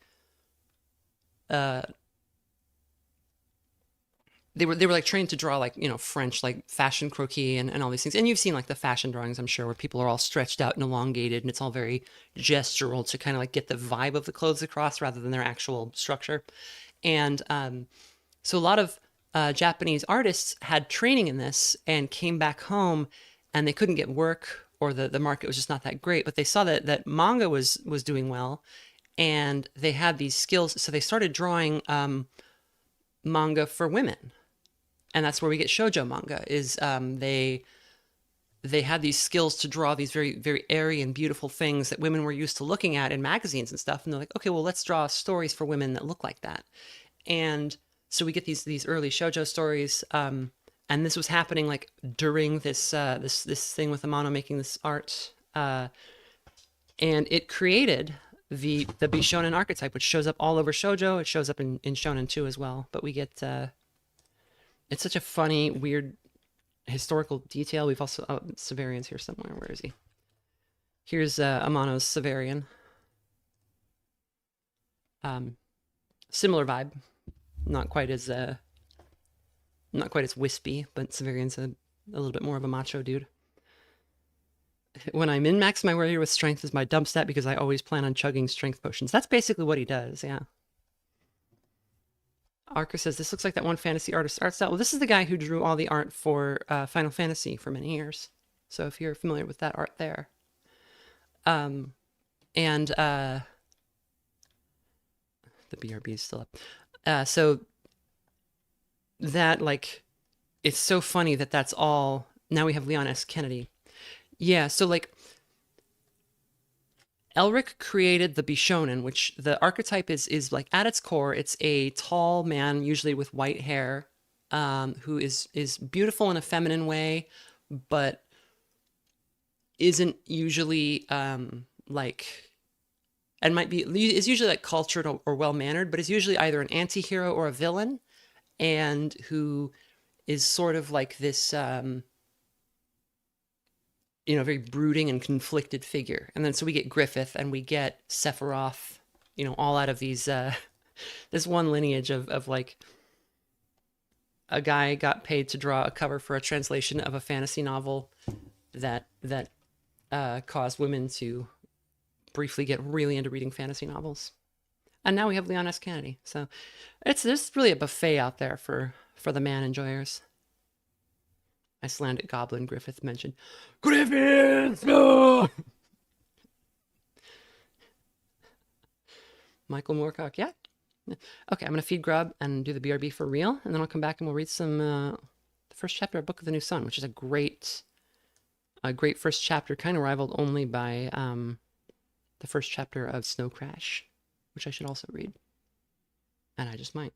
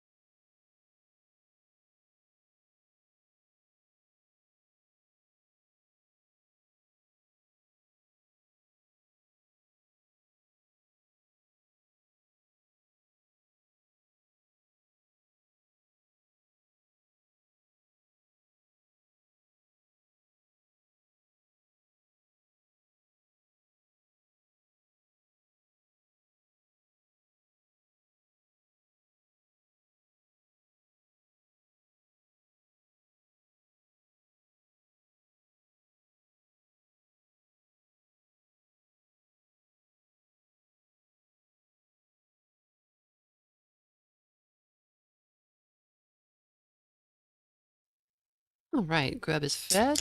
I am freshly watered. Let's get that BRB out of here. And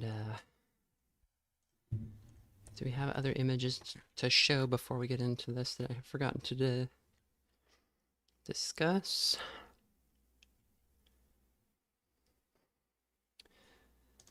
No, let's get back to, actually, there are some really cool, newer covers for the Book of the New Sun series. In Japanese, it remains pretty popular there as far as American fantasy novels go. And let me see if I can find the ones I really like. Oh yeah, here we go. Here we go. I believe this is the same artist who does the Death Note manga covers.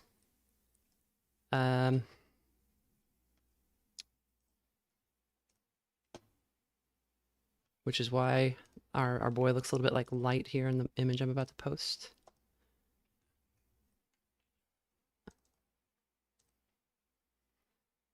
This image is a little bit low res, so it may be a little bit crispy looking, but let's see if we can...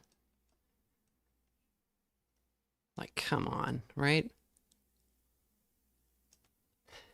That's awesome. And this actually, like, accurately describes a moment in the story, which is a problem that a lot of fantasy covers have. Like, you'll get have you ever had a fantasy book and you look at the cover and you're like, you finish it and then you close the book and you look at the cover and you're like, what the fuck is this? Like, what is this depicting? Who is this character? Like, what is it? What is this moment here? Is this also the same person? I think so. I'm not sure this is actually for New Sun. It just came up in the image search.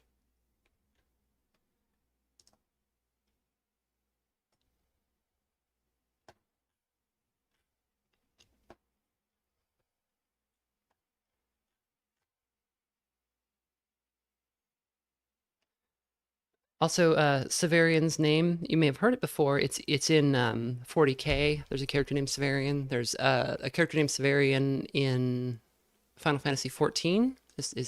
He's the leader of the Alchemist's Guild. He doesn't really have anything in common with Severian, but it sounds like they wanted to borrow the name.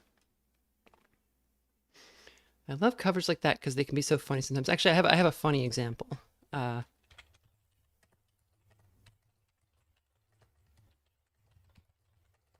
And it's from a book in this series.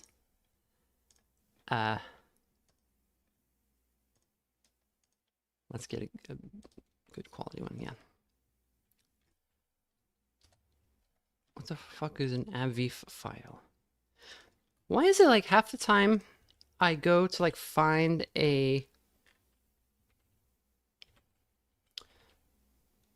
Like I go to find an image on Google and I go to save the image so that I can like post it somewhere, and it will be like 50% of the time it's in a format that is not usable by any application. Like you could open it in Photoshop, but that's about it. What is going on? Like, are they purposefully like trying to like have like some janky copy protection on their images by doing this? Like an AVIF file, or I know that the what is the new one? There's like a newer one that is like replacing ping, that is fine. It's actually good. There's a good reason to use it, but I forget what it's called. WebP, yeah, that's the one. So did you know, I learned this like the other day, if you have a WebP image that you need to save and you can't use WebP images in your application, when you save the image, just save it as a .png, because WebP and PNG are the same thing. Like, I don't get it. Like, I think WebP has some kind of compression that PNG doesn't have, but like any application that can open a PNG can also open a WebP renamed to PNG. So I wish I had known that a long time ago, because it makes putting images and videos a huge pain in the ass, because my DaVinci Resolve can't use WebP. So this is Return to the World. This is a book actually in this series. And we have here a a giant with some kind of a thing on his head, and he's holding up a man who, if you've been reading the books, you will recognize this character. He's not Severian. He's some unrelated character. Let me see if I can find the explanation for this. So, the artist mistook a passage where this character is sitting in the pond. So it's very dark where he goes, and he sits on something, and he realizes he's like looking in front of him. He's like, "What is that?" And he realizes that they're like fingers. And he hears a voice behind him, and he turns and looks, and he's looking at the thumb, and he can see the thumbnail coming up over the top of the thumb, and he's like, the voice is coming from the thumb, and he's like imagining that the thumb is a face, kind of like if you look at your thumb, like the crease of the joint kind of looks like a, between your like phalange and your carpal, kind of looks like a mouth, I guess you could imagine. I don't know if you used to do that when you were a kid. I used to. And so he briefly imagines, because it's very dark, that a giant thumb is talking to him. And he only later realizes that he's in the hand of a giant man, and the man's face is like in the dark, way back behind where the thumb is.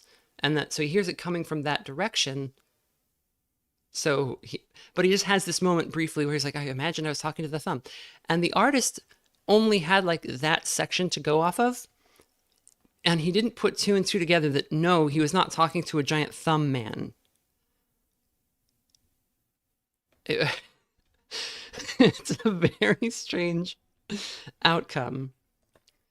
So there's also the book Earth of the New Sun has a character on the cover. I don't know who that is. So I'll show that one too. It's so much it seemed like it was a problem that plagued Wolfe specifically. But as a avid reader of fantasy as a kid, I remember it being a thing all the time. Where's Earth? Here we go. I think Gene was just amused because like you send the thing off, and this was like before the internet, right? So like your publisher would be like, okay, we found an artist. This is the kind of art they do. Does this look good to you? And you'd be like, yeah, of course, that's good art. And then the publisher would send like a snippet of the work that they thought would make a good cover to the artist, and the artist would spend like weeks painting this thing, and then would send a print of it back to the publisher, who would then show it to the author. And like, if the deadline was up, that's just what you went with, right? So this is Earth of the New Sun. If you've read Earth of the New Sun, who the fuck is this? There's no character that looks like this. What's going on here? I think maybe this is the background image is meant to be what is the place called?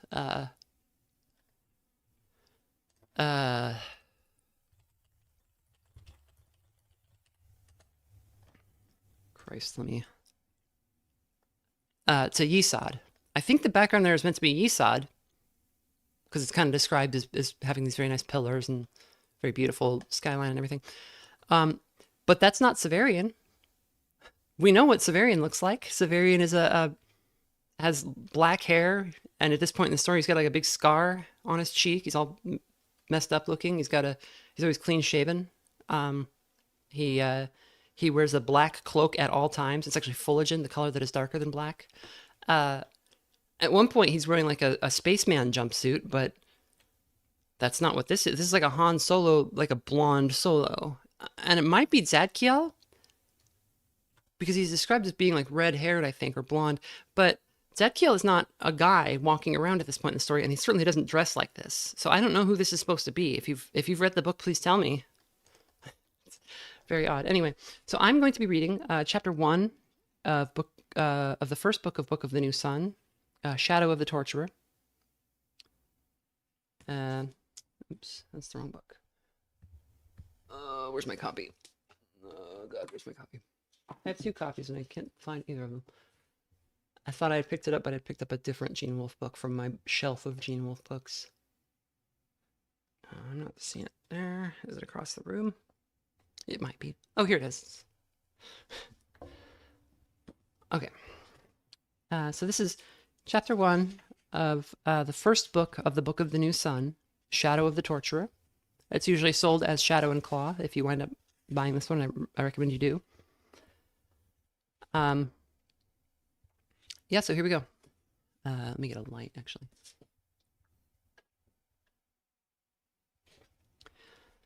Chapter 1, Resurrection and Death. It is possible I already had some presentiment of my future. The locked and rusted gate that stood before us, with wisps of river fog treading its spikes like the mountain paths, remains in my mind now as the symbol of my exile. That is why I have begun this account of it, with the aftermath of our swim, in which I, the torturer's apprentice Severian, had so nearly drowned. The guard is gone. Thus my friend Roche spoke to Drott, who had already seen it for himself. Doubtfully, the boy Ita suggested that we go around. A lift of his thin, freckled arm indicated the thousands of paces of wall stretching across the slum and sweeping up the hill until at last they met the high curtain wall of the citadel. It was a walk I would take much later. And try to get through the Barbican without a safe conduct? They'd send to Master Gurlow's. But why would the guard leave? It doesn't matter, Drott rattled the gate.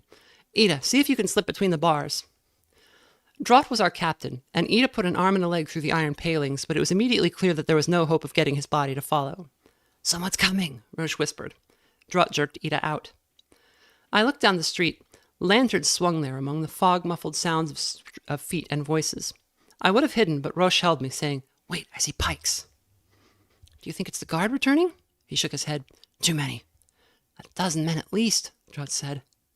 Still wet from Gyol, we waited. In the recesses of my mind we stand shivering there even now, just as all that appears imperishable tends toward its own destruction. Those moments that at the time seem the most fleeting recreate themselves, not only in my memory, which in the final accounting loses nothing, but in the throbbing of my heart and the prickling of my hair, making themselves new just as our commonwealth reconstitutes itself each morning in the shrill tones of its own clarions. The men had no armor, and I could soon see by the sickly yellow light of the lanterns. But they had pikes, as Drott had said, and staves and hatchets. Their leader wore a long, double-edged knife in his belt. What interested me more was the massive key threaded on a cord around his neck. It looked as if it might fit the lock of the gate. Little Ita fidgeted with nervousness, and the leader saw us and lifted his lantern over his head. We're waiting to get in, Goodman, Drott called. He was the taller, but he made his face humble and respectful. Not until dawn, the leader said gruffly. You young fellas had better get home. Goodman, the guard was supposed to let us in, but he's not here. You won't be getting in tonight, the leader put his hand on the hilt of his knife before taking a step closer. For a moment, I was afraid he knew who we were. Drott moved away, and the rest of us stayed behind him. Who are you, Goodman? You're not soldiers. We're volunteers, one of the others said. We come to protect our own dead. Then you can let us in. The leader had turned away. We let no one inside but ourselves. His key squealed in the lock, and the gate creaked back. Before anyone could stop him, Ita darted through. Someone cursed, and the leader and 2 others sprinted after Ita, but he was too fleet for them. We saw his tow-colored hair and patched shirt zigzag among the sunken graves of the paupers, then disappear in the thicket of statuary higher up. Drott tried to pursue him, but the 2 men grabbed his arms. We have to find him. We won't rob you of your dead. Why do you want to go in, then? One volunteer asked. To gather herbs, Drott told him. We are physicians' gallipots. Don't you want the sick healed? The volunteer stared at him. The man with the key had dropped his lantern when he ran after Ida, and there were only 2 left. In their dim light, the volunteer looked stupid and innocent. I suppose he was a laborer of some kind. Drott continued, You must know that for certain simples to attain their highest virtues, they must be pulled from grave soil by moonlight. It will frost soon and kill everything, but our masters require supplies for the winter. The 3 of them arranged for us to enter tonight, and I borrowed that lad from his father to help me. You don't have anything to put simples in.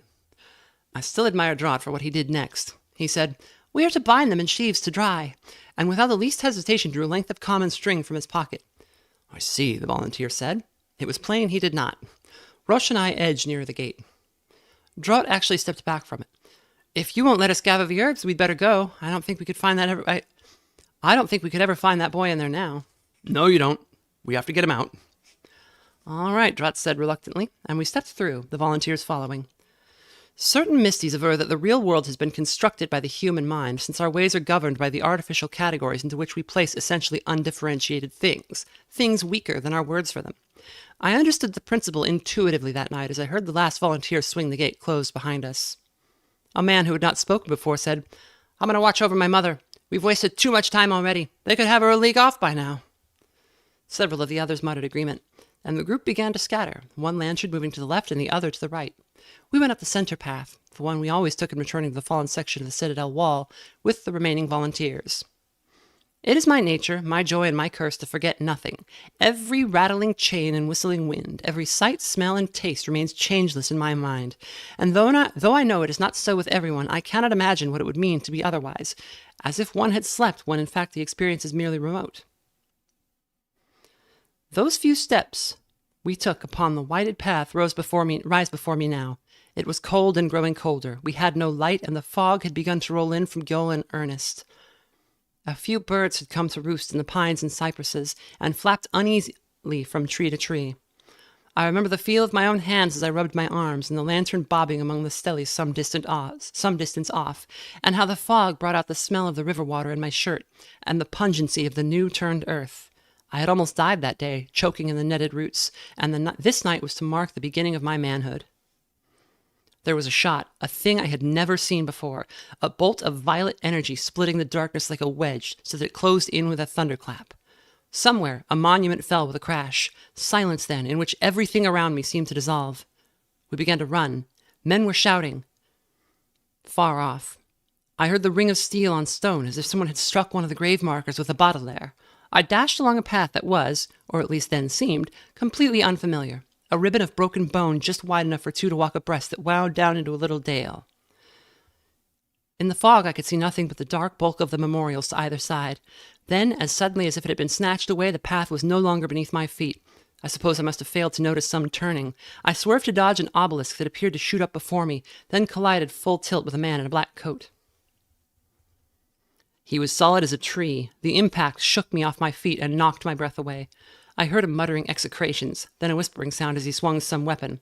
Another voice called, "What was that?" Somebody ran into me. Gone now, whoever he was. I lay still. A woman said, "Open the lamp."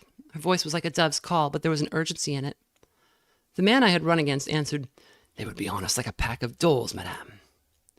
"They will be soon in any case." Oh, sorry. The man I ran against answered, "They will be on us like a pack of doles, madame." "They will be soon in any case. Votalus fired. You must have heard it." "Be more likely to keep them off."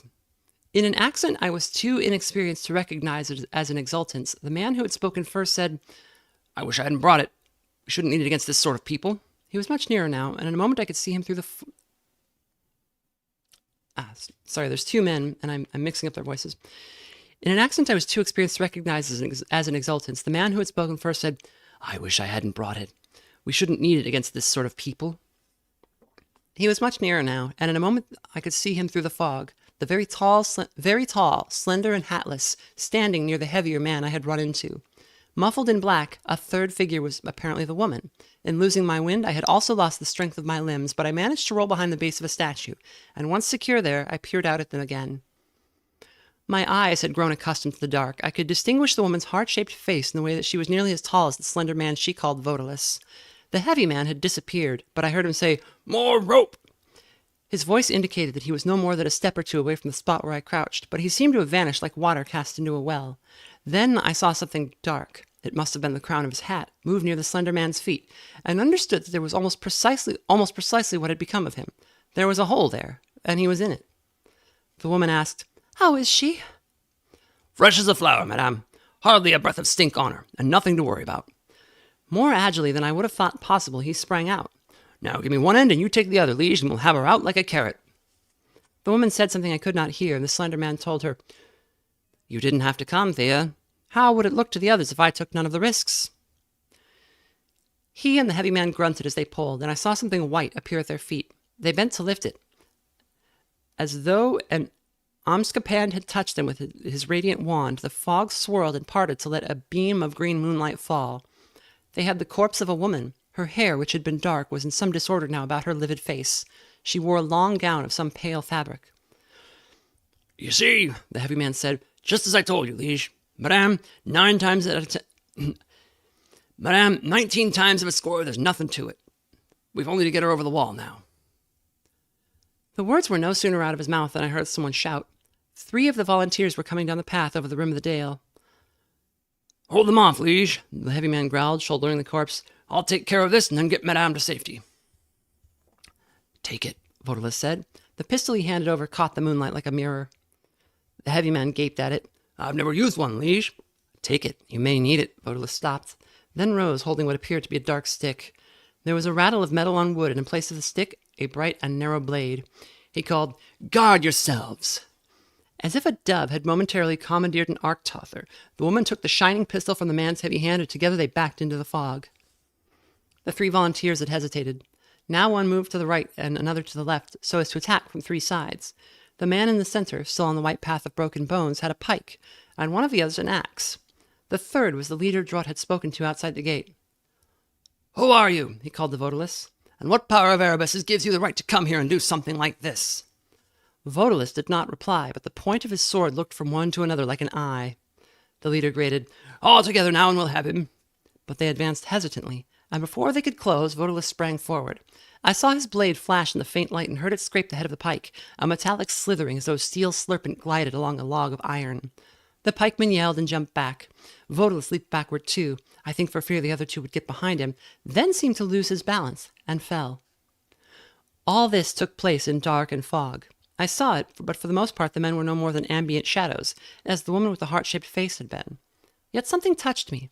Perhaps it was Vodalis's willingness to die to protect her that made the woman seem precious to me. Certainly it was that willingness that kindled my admiration for him. Many times since then, when I have stood upon a shaky platform in some marketplace square with Terminus Est at rest before me and a miserable vagrant kneeling at my feet, when I have heard in hissing whispers the hate of the crowd and sensed what was far less welcome, the admiration of those who find an unclean joy in pain and deaths not their own, I have recalled Vodalis at the graveside and raised my own blade, half pretending that when it fell, I would be striking for him. He stumbled, as I have said. In that instant, I believe my whole life teetered in the scales with his. The flanking volunteers ran before him, but he had held onto his weapon. I saw the bright blade flash up, though its owner was still on the ground. I remember thinking what a fine thing it would have been to have had such a sword on the day Draught became captain of apprentices, and then likening Vodalis to myself. The axeman, toward whom he had thrust, drew back. The other drove forward with his long knife. I was on my feet by then, watching the fight over the shoulder of a Chalcedony angel. I saw the knife come down, missing Vodalis by a thumb's width as he writhed away and burying itself to the hilt in the ground. Vodalis slashed at the leader then, but he was too near for the length of the blade. The leader, instead of backing off, released his weapon and clutched him like a wrestler. They were at the very edge of the opened grave. I suppose Vodalis had tripped over the soil excavated from it.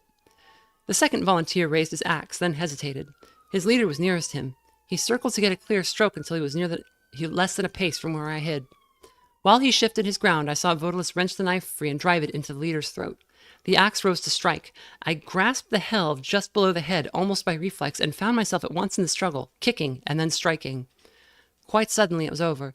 The volunteer whose bloodied weapon I held was dead.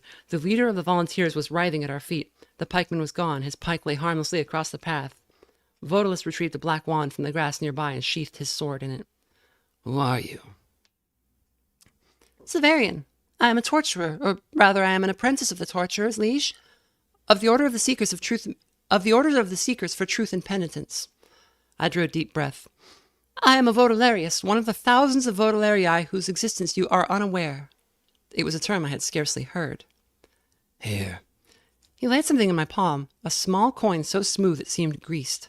I remained clutching it beside the violated grave and watched him stride away. The fog swallowed him long before he reached the rim, and a few moments later a silver flyer as sharp as a dart screamed overhead. The knife had somehow fallen from the dead man's neck. Perhaps he had pulled it out in his agony. When I bent to pick it up, I discovered that the coin was still at my hand and thrust it in my pocket. We believe that we invent symbols. The truth is that they invent us. We are their creatures, shaped by their hard, defining edges. When soldiers take their oath, they are given a coin, and a simi stamped with the profile of the autarch. Their acceptance of that coin is their acceptance of the special duties and burdens of military life. They are soldiers from that moment, though they may know nothing of the management of arms. I did not know that then, but it is a profound mistake to believe that we must know of such things to be influenced by them, and in fact to believe so is to believe in the most debased and superstitious kind of magic. The would-be sorcerer alone has faith in the efficacy of pure knowledge. Rational people know that things act of themselves or not at all. Thus I knew nothing, as the coin dropped into my pocket, of the dogmas of the movement that Vodalus led, but I soon learned them all, for they were in the air. With him I hated the autarky, though I had no notion of what might replace it. With him I despised the exultants who failed to rise against the autarch and bound the fairest of their daughters to him in ceremonial concubinage. With him I detested the people for their lack of discipline and common purpose. Of those values that Master Malrubius, who had been master of apprentices when I was a boy, had tried to teach me, and that Master Palamon still tried to impart, I accepted only one, loyalty to the guild. In that I was quite correct. It was, as I sensed, perfectly feasible for me to serve Vodalus and remain a torturer. It was in this fashion that I began the long journey by which I have backed into the throne. So that's the first chapter. It is one that, if you circle back to after you finish the books, especially after you've read Earth of the New Sun, is pretty mind-blowing. If you like stories like Deltarune, where there's a lot going on, kind of like beneath the surface, where there's like you can always pick at it and find some new angle that was clearly, or at least probably, intended. This is the one. If you've read the books, you know what I'm talking about. Like the woman they're pulling out of the soil, or the reason he feels immediately so in the moment, or like what happened immediately prior to this that we only learn about later, all sorts of stuff. The Chad Vodalus versus the Virgin Severian. He was a virgin at the time, yeah. He was a little kid.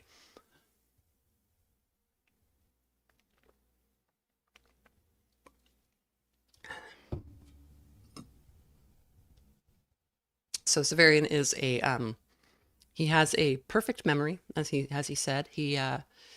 There are times when it seems imperfect, and people always are like, oh, he's lying. But I think he spends a lot of time telling us later, like, how his memory works, which is that he has full recall, but only to the extent that he was paying attention in the moment. So, like, if he walks by something without really looking at it, he can't remember what it was necessarily because he didn't look at it, right? Like, it's like he has like a video replay of his entire life. Similarly, if he was half asleep or under the influence or had a concussion or something, his memories are going to be all messed up. And also, he often doesn't understand what's happening because sci-fi and fantasy things are happening around him, and his ability to understand those is contingent on his like his education and his and all that, which is very flawed. So there's a lot of very funny moments where he describes something insane, and then you realize it's perfectly normal. He just doesn't know what it is, or vice versa.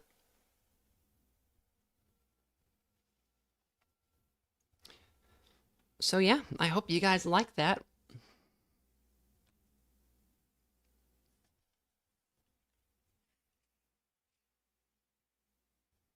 I almost want to read the second chapter. Maybe I should. If he's around a hot lady, it's over. Everything portentous is going right over his head. My favorite part is when he's in the inn by the dueling fields, and Agia gives him a look, and he's like, he's like, she gave me such a fierce look. I couldn't tell what was in it, but I knew she wanted me. And it's like, no, that's not what's happening, man. That's not what's happening. I guess we go one more chapter. I was going to maybe do the first chapter of Snow Crash. I might still. It's a good first chapter. But yeah, here's chapter 2, Severian. Memory oppresses me. Having been reared among the torturers, I have never known my father or my mother, nor did my brother apprentices know theirs. From time to time, but most particularly when winter draws on, poor wretches clamoring to the corpse door, hoping to be admitted. Poor wretches come clamoring to the corpse door, hoping to be admitted to our ancient guild. Often they regale Brother Porter with accounts of the torments they would willingly inflict in payment for warmth and food.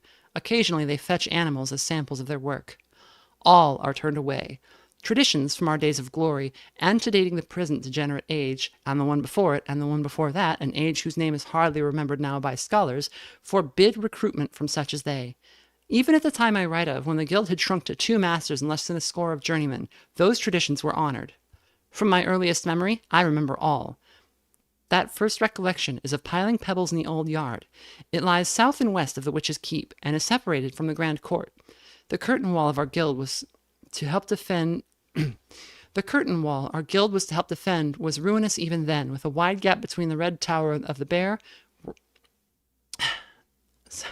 The curtain wall, which our guild was to help defend, was ruinous even then, with a wide gap between the red tower and the bear, where I used to climb the fallen slabs of unsmeltable grey metal to look out over the necropolis that descends that side of Citadel Hill.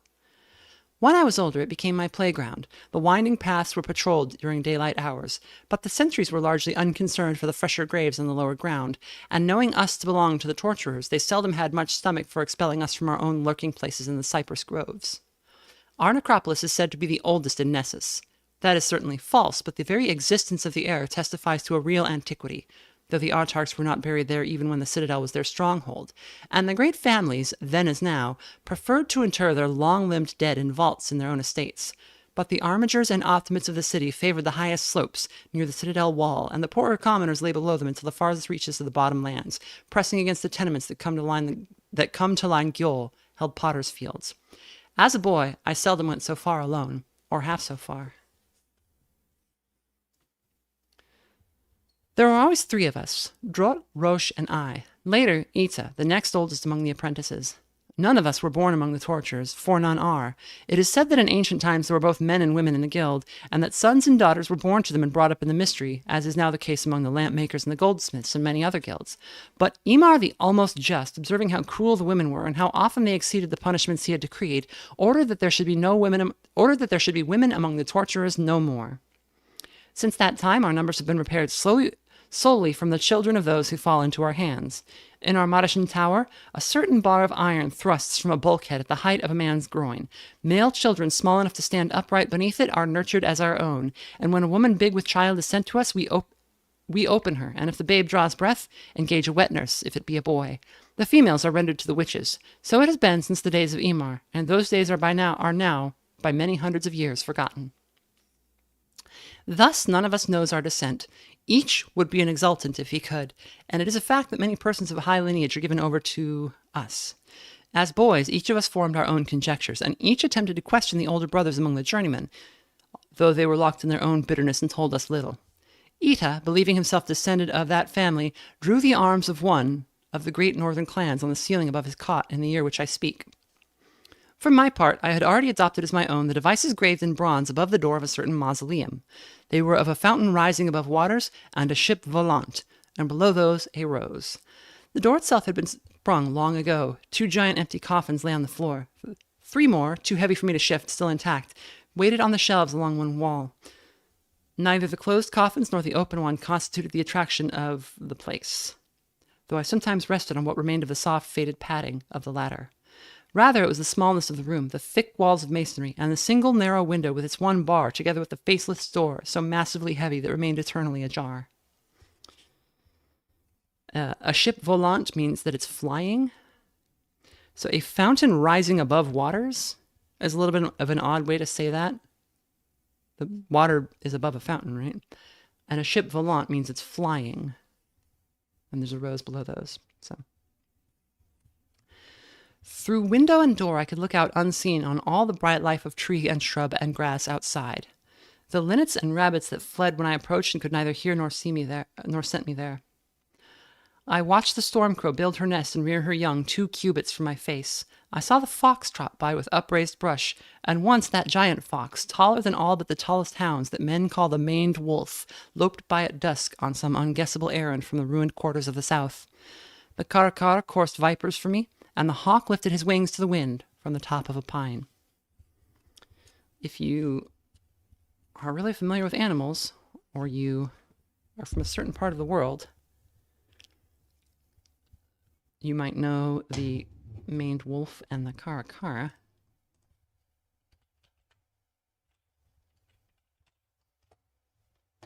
It's easy to just let this stuff slide by.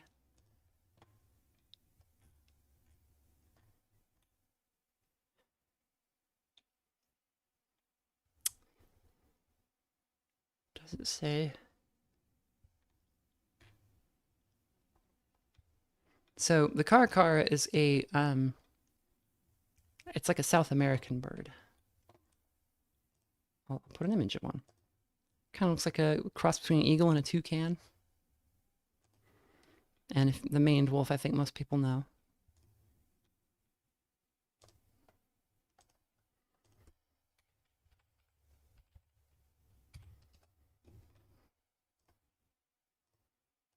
Here he is. It's a Karakara.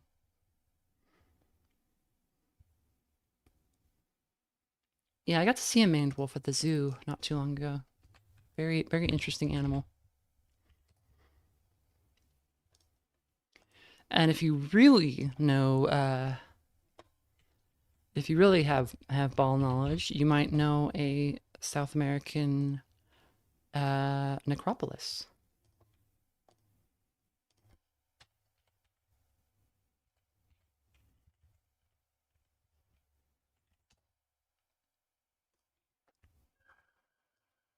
There's a maned wolf. Very strange looking animal.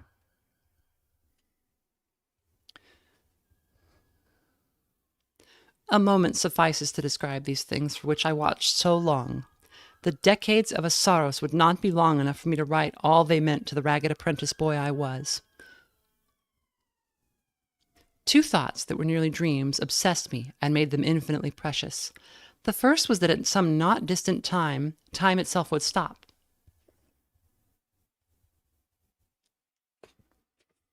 The colored days that had so long been drawn forth like a chain of conjurers' scarves came to an end, the sullen sun wink out at last. The second was that there existed somewhere a miraculous light, which I sometimes conceived of as a candle, sometimes as a flambeau, that engendered life in whatever objects it fell upon, so that a leaf plucked from a bush grew slender legs and waving feelers, and a rough brown brush opened black eyes and scurried up a tree.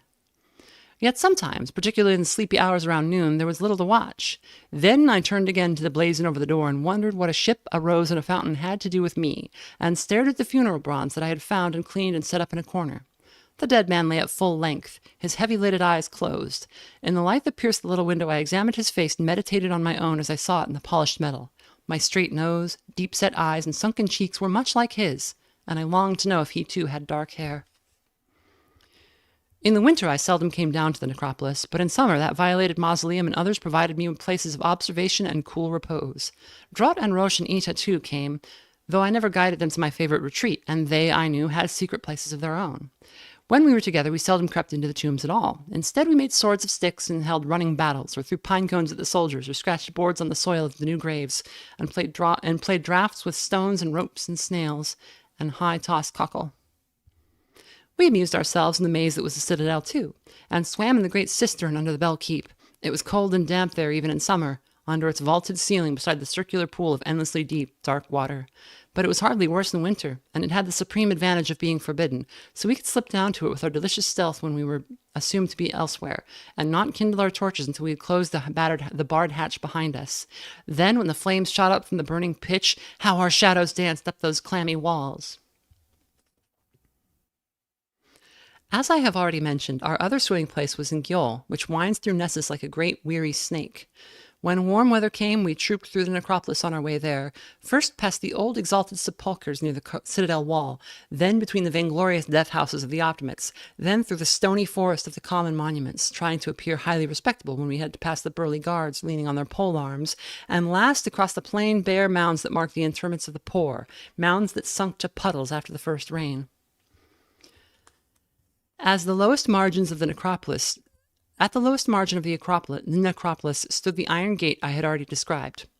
Through it, the bodies intended for the potter's field were borne.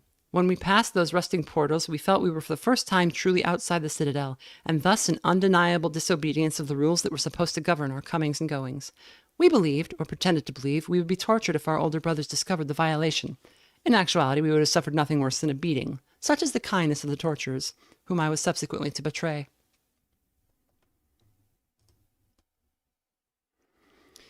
We were in greater danger from the inhabitants of the many-storied tenements that line the filthy street down which we walked. I sometimes think that the reason that the guild has endured for so long is that it serves as a focus for the hatred of the people, drawing from the autarch, the exultants, the army, and even in some degree the pale Caucasians who sometimes visit Earth from the farther stars.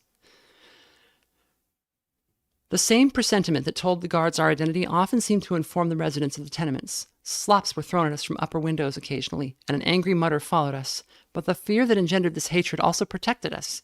No real violence was done to us, and once or twice, when it was known that some tyrannical Wildgrave or venal burgess had been delivered to the mercy of the guild, we received shouted suggestions as to his disposal, most of them obscene, and many impossible. At the place where we swam, Gil had lost its natural banks hundreds of years ago. Here it was a 2-chain-wide expanse of the blue nenuphars pinned between walls of stone. Steps intended for boat landings led down into the river at several points. On a warm day, each flight would be held by a gang of 10 or 15 brawling youths. The 4 of us lacked the strength to displace these groups, but they could not, or at least would not, deny us admission, though whichever we chose to join would threaten us as we approached and taunt us when we were in their midst. Soon, however, all would drift away, leaving us in sole possession until the next swimming day. I have chosen to describe this all now because I never went again to after the day on which I saved Vodalis. Drott and Roche believed it was because I was afraid I would be locked out. Each guessed, I think, before they came too near to being men. Boys often have an almost female insight. Sorry, let me reread that. Drott and Roche believed it was because I was afraid we would be locked out. Ita guessed, I think. Before they came too near to being men, boys often have an almost female insight. It was because of the nenuphars. Nenuphars are water lilies. The necropolis had never seemed a city of death to me. I know its purple roses, which other people think so hideous, shelter hundreds of small animals and birds. The executions I have seen performed and have performed myself so often are no more than a trade, a butchery of human beings who are for the most part less innocent and less valuable than cattle. When I think of my own death, or the death of someone who had been kind to me, or even the death of the sun, the image that comes to my mind is that of the nenuphar, with its pale, glossy leaves and azure flower. Under flower and leaves are black roots as fine and strong as hair, reaching down into the dark waters. As young men, we thought nothing of these plants. We splashed and floated among them, pushed them aside, and ignored them. Their perfume countered to some degree the foul odor of the water. On the day I was to save Vodalis, I dove beneath their crowded paths as I have done 1,000 times. I did not come up. Somehow I had entered a region where the roots seemed far thicker than I had ever encountered them before. I was caught in 100 nets at once. My eyes were open, but I could see nothing, only the black web of the roots.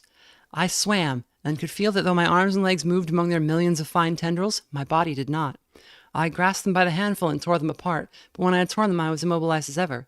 My lungs seemed to rise and my throat to choke me, as if they would burst themselves out of the water. The desire to draw breath, to suck in the dark, cold fluid around me, was overwhelming. I no longer knew in what direction the surface lay, and I was no longer conscious of the water as water. The strength had left my limbs. I was no longer afraid, though I knew I was dying, or perhaps already dead. There was a loud and very unpleasant ringing in my ears, and I began to see visions. Master Malrubius, who had died several years before, was walking by drumming on the bulkhead with a spoon. That was the metallic din I heard. I lay in my cot, unable to rise, though Drott and Roche and the younger boys were all up, yawning and fumbling for their clothes. Master Malrubius's cloak was thrown back. I could see the loose skin of his chest and belly where the muscle and fat had been destroyed by time. There was a triangle of hair there, and it was as gray as mildew. I tried to call to him and tell him I was awake, but I could make no sound. He began to walk along the bulkhead, still striking it with his spoon. After what seemed like a very long time, he reached the port, stopped, and leaned out. I knew he was looking for me in the old yard below. Yet he could not see far enough. I was in one of the cells below the examination room. I lay there on my back, looking up at the gray ceiling. A woman cried, but I could not see her, and I was less conscious of her sobs than of the ringing of the spoon. Darkness closed over me, but out of the darkness came the face of a woman as immense as the green face of the moon. It was not she who wept. I could hear the sobs still, and this face was untroubled, and indeed filled with the kind of beauty that hardly admits of expression. Her hands reached toward me, and I at once became a fledgling I had taken from its nest the year before in the hopes of taming it to perch on my finger, for her hands were each as long as the coffins in which I sometimes rested in my secret mausoleum. They grasped me, pulled me up, then flung me down, away from her face and from that sound of sobbing, down into the blackness until at last I struck what I took to be the bottom of mud. the bottom mud, and burst through it in a world of light rimmed with black. Still I could not breathe. I no longer wished to, and my chest no longer moved of itself. I was sliding through the water, though I did not know how. Later, I learned that Draught had seized me by the hair, and at once I lay on the cold, slimy stones with Roche, then Draught, then Roche again, breathing into my mouth. I was enveloped in eyes as one is enveloped in repetitious patterns in a kaleidoscope, and thought that some defect in my own vision was multiplying Ita's eyes. At last I pulled away from Roche and vomited great quantities of black water. After that I was better. I could sit up and breathe again in a crippled way, and though I had no strength and my hands shook, I could move my arms. The eyes around me belonged to real people, the denizens of the riverside tenements. A woman brought a bowl of some hot drink. I could not be sure if it was soup or tea, only that it was scalding and somewhat salty and smelled of smoke. I pretended to drink it, and afterward found that I had slight burns on my lips and tongue. "Were you trying to do that?" Draught asked. "How did you come up?" I shook my head. Someone in the crowd said, "He shot right out of the water." Roche helped me steady my hand. "We thought you'd come up somewhere else, that you were playing a joke on us." I said, "I saw Malrubius." An old man, a boatman from his tar-stained clothes, took Roche by the shoulder. "Who's that?" "Used to be master of apprentices. He's dead." "Not a woman?" The old man was holding Roche but looking at me. No, Roche told him. "There are no women in our guild." Despite the hot drink and the warmth of the day, I was cold. One of the youths we sometimes fought brought a dusty blanket, and I wrapped myself in it. But it was so long before I was strong enough to walk again that by the time we reached the gate of the necropolis, the statue of Night atop the con on the opposite bank was a minute scratch of black against the sun's field of flame, and the gate itself stood closed and locked.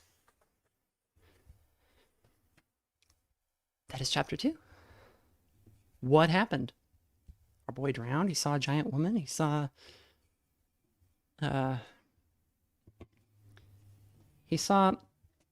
what I will call here a flashback. This goes by so fast. And so on your first read of this book, if you read this book, on your first read, there's so much that just goes past you, and you're usually conscious of the fact that you're not getting everything. It's okay. That's intended. You are meant to just have a cool sword adventure with this man. And then when you finish the cool sword adventure, start thinking and be like, wait a minute. But if you're paying a lot of attention and reading carefully, there are things that stand out. So when he's drowning here, he has a couple of visions or hallucinations or dreams, whatever you want to call them. He sees Master Malrubius, and he's trying to call out to him, but he can't hear him. And Master Malrubius is looking for him. And then he puts these two moments together, but they're two different moments. So he's drowning, and then he dreams that he's in bed in the apprentices' barracks, and Master Malrubius is trying to wake everybody up for breakfast, and he's calling out to Malrubius, and Malrubius can't hear him, and then Malrubius looks out the window to see if he's outside, and he's like, but he couldn't hear me. He couldn't see far enough. I was in one of the cells below the examination room, which is he's moved. He was in the barracks, and now he's in the dorm, and now he's in the cells, and he lay on his back looking up at the gray ceiling. A woman cried, but I could not see her. And I was less conscious of her sobs than of the ringing of the spoon. So I think that is a memory from when he was a baby that he's having there.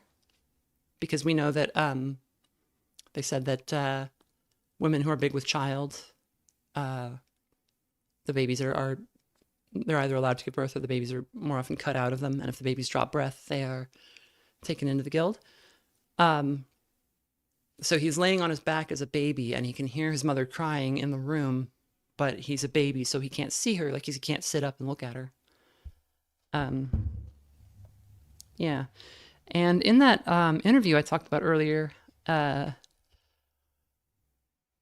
of the interviewers was like, how do you identify with Severian? Because he's this very stern, kind of dark figure, and he's a torturer, which is a horrible job, and he's already mentioned several times like he's doesn't seem to have a big problem with his job. And the woman says she had no problem. The woman interviewer says she had no problem identifying with him because we first meet him when he's a child, and so we very quickly get this, like, you know, this poor baby a little bit. But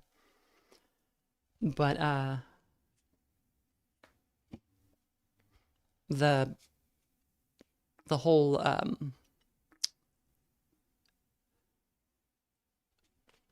story having that in kind of gives us a way to grab onto Severian, I think, which is very useful, because if it started in the middle, you might be like, this asshole.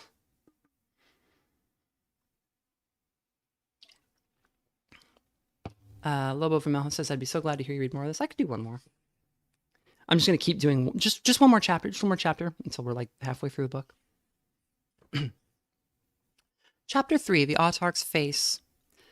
It was mid-morning of the next day before I thought to look at the coin Vodalus had given me. After serving the journeyman in the refectory, we had breakfast as usual, met Master Palamon in our classroom, and after a brief preparatory lecture, followed him to the lower levels to view the work of the preceding night.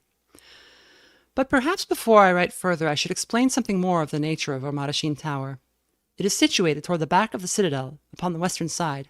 At ground level are the studies of our masters, where consultations with the officers of justice and the heads of other guilds are conducted.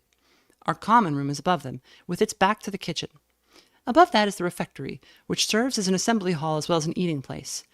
Above it are the private cabins of the masters, in better days much more numerous. Above those are the journeymen's cabins, and above them the apprentices' dormitory and classroom, and a series of attics and abandoned cubicles. Near the very top is the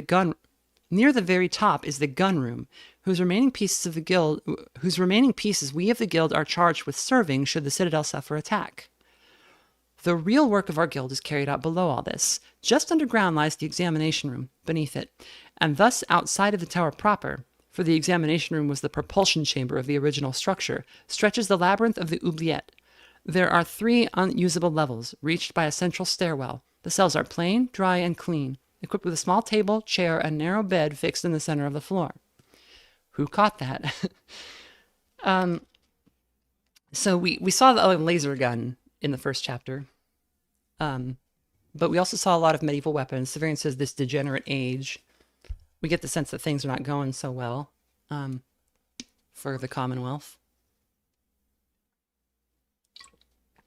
But what Severian is calling a tower has bulkheads and a propulsion chamber and a gun room and cabins. And it is very easy, because when you hear tower, you imagine a big black tower. You know, you imagine stone, but I think he says it's metal pretty early. So you imagine this big black metal tower, and it's the more he puts it off before slipping in those things, the easier the easier it is to not notice that he lives in a rocket ship that he doesn't know is a spaceship. Like, it's just a tower. It's like a building to him because it's just been sitting there so long. And it's parked on top of some kind of lower structure that I'm picturing as maybe like the missile silo, the rocket silo from the P-Toll tract in Zero Parades. So like there's a rocket like above this oubliette, and an oubliette, if you don't know, is literally a hole in the Middle Ages that you would throw people down and just leave them down there, and they would never come out and they'd be forgotten. Oublier means to forget. So yeah, I mean, maybe I'll MS Paint something real fast. So we've got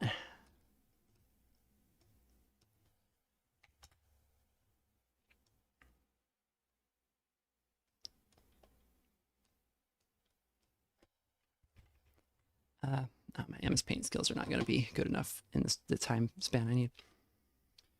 The series spoiled me so bad for standard medieval fantasy. Yeah, it's I recommend you read Wizard Knight. That is Wolfe doing standard medieval fantasy, and it's wonderful. He's talking about future damn boat of space. It's true. Let me see if I can find an image of the P-Toll tract, because it's good. And If anybody who has not read the book and does not already know the answer,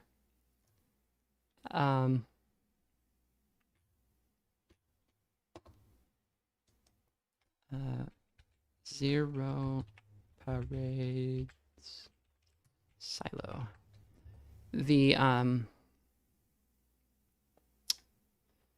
if you've got maned wolves and a necropolis and a river running through the city, which is very polluted, where are you? And it's funny that that answer is kind of given to us right away, because it's something you could read the whole book without noticing. We know we're on Earth. They spell it Urth, like U-R-T-H, which is actually a pun. Because means like the first and the kind of what's a good definition of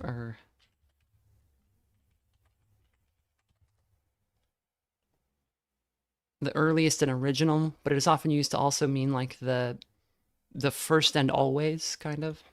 Like if you say like, oh, Don Bradman was the cricket player. Like he played in like the 30s and set records that have not been beaten to this day. So it's this ridiculous talent that is yeah, I can't find a good image.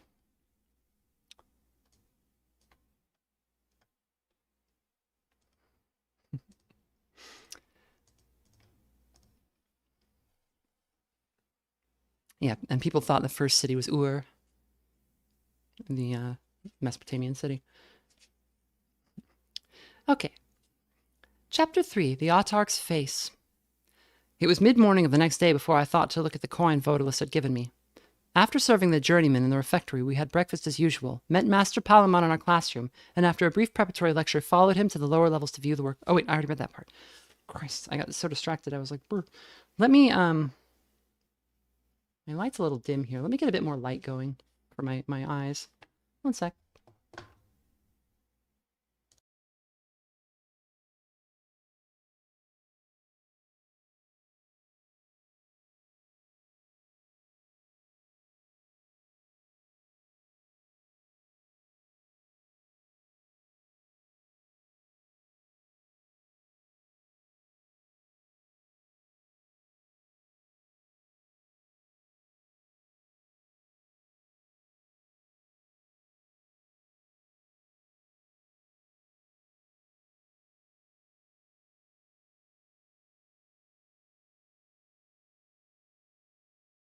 Lobo Vermelho says, your passion for this stuff is really infectious. I do think you'd enjoy the Vampire Hunter D novels. When I was a baby, the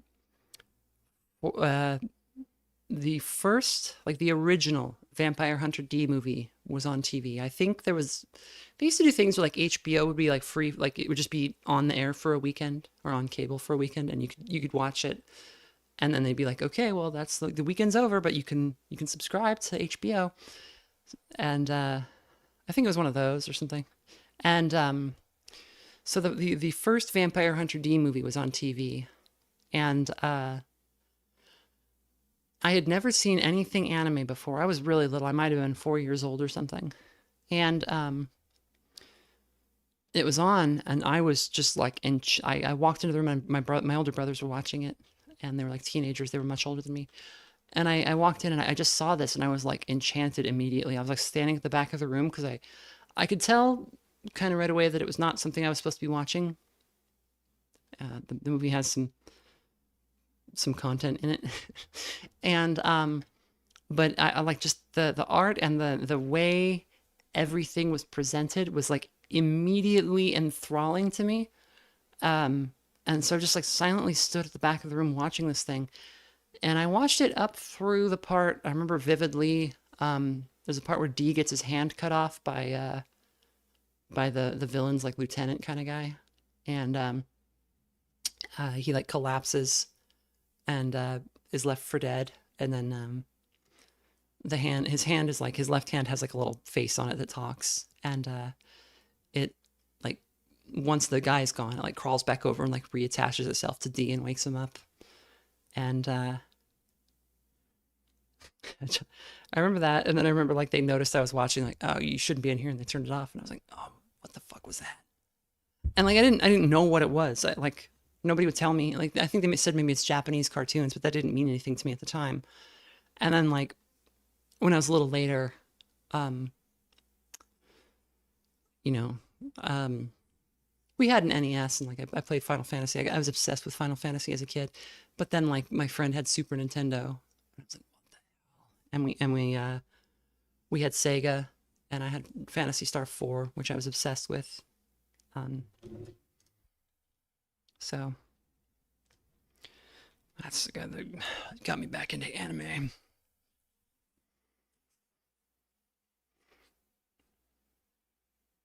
The lights of that oubliette are of the ancient kind that is said to burn forever, though some have now gone out. In the gloom of those corridors, my feelings that morning were not but gloomy but joyous. Here I would labor when I became a journeyman. Here I would practice the ancient art and raise myself to the rank of master. Here I would lay the foundation for the restoration of our guild to its former glory. The very air of this place seemed to wrap me up like a blanket that had been warmed before some clean-scented fire. We halted before the door of a cell, and the journeyman on duty rattled his key in the lock. Inside, the client lifted her head, opening dark eyes very wide. Master Palamon wore the sable-trimmed cloak and velvet mask of his rank. I suppose that these, or the protruding optical device that permitted him to see, must have frightened her. She did not speak, and of course none of us spoke to her. "Yes," said Master Palamon in his driest tone, "we have something outside the routine of judicial punishment, and well illustrative of modern technique. The client was put to the question last night. Perhaps some of you heard her. 20 minims of tincture were given before the excruciation, and 10 after. The dose was only partially effective in preventing shock and loss of consciousness, so the proceedings were terminated after flaying the right leg, as you will see." He gestured to Draught, who began unwrapping the bandages. "Half boot?" Roche asked. "No, full boot. She had been a maid-servant, and Master Gurlo said he has found them strong-skinned. In this instance, he was proved correct. A simple circular incision was made below the knee, and its edge taken with 8 clamps. Careful work by Master Gurlos, Odo, Menace, and Eigel permitted the removal of everything between the knee and the toes without further help from the knife. We gathered around Draught, the younger boys pushing in as they pretended they knew the points to look for. The arteries and major veins were all intact, but there was a slow, generalized welling of blood. I helped Draught apply fresh dressings. Just as we were about to leave, the woman said, "I don't know. Only, can't you believe I wouldn't tell you if I did? She's gone with Vodalis of the Wood. I don't know where." Outside, feigning ignorance, I asked Master Palamon who Vodalis of the Wood was. "How many times have I explained that nothing said by a client under questioning is heard by you?" "Many times, master." "But to no effect. Soon it will be masking day, and Draught and Roche will be journeymen, and you captain of apprentices. Is this the example you'll set for the boys?" "No, master." Behind the old man's back, Draught gave me a look that meant he knew much about Vodalis and would tell me at a convenient time. Once the journeymen of our guild were deafened. Would you have those days again? Take your hands from your pockets when I speak to you, Severian." I had put them there because I knew it would distract his anger, but as I drew them out, I realized I'd been fumbling with the coin Vodalis had given me the night before. In the remembered terror of the fight, I had forgotten it. Now I was in agony to look at it, and could not, with Master Palamon's bright lens fixed on me.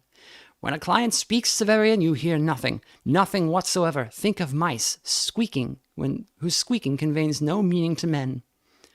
I squinted to indicate that I was thinking of mice.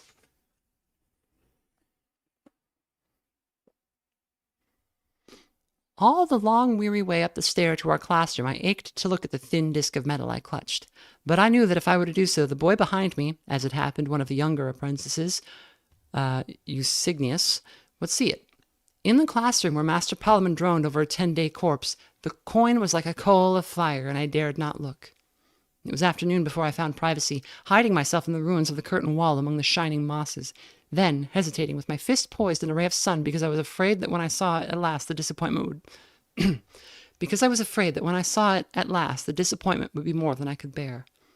Not because I cared for its value. Though I was already a man, I had so little money that any coin would have seemed a fortune to me. Rather, it was only that the coin, so mysterious now, but not likely to remain so, was my only link with the night before, my only connection with Vodalis, and the beautiful, hooded woman and the heavy man who struck at me with his shovel, my only booty from the fight at the opened grave. My life in the guild was the only life I had known, and it seemed as drab as my ragged shirt in comparison with the flash of the exultant sword blade and the sound of the shot echoing among the stones. All that might be gone when I opened my hand.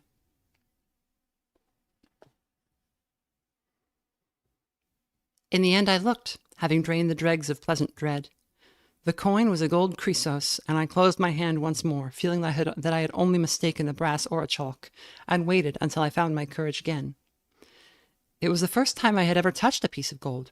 Orichalks I had seen in some plenty, and I had even possessed a few of my own. Silver Asemi I had glimpsed once or twice, but chrysos I knew only in the same dim way I knew of the existence of a world outside of our city of Nessus, and of continents other than our own to the north and east and west. This one bore what I at first thought was a woman's face. This one bore what I at first thought was a woman's face, a woman crowned, neither young or old, but silent and perfect in the citrine metal. At last I turned my treasure over, and then indeed I caught my breath. Stamped on the reverse was just such a flying ship as I had seen in the arms above my door of the secret mausoleum. It seemed beyond explanation, so much so at the time I did not even trouble to speculate about it, so sure was I that any speculation would be fruitless. Instead, I thrust the coin back into my pocket and went, in a species of trance, to rejoin my fellow apprentices.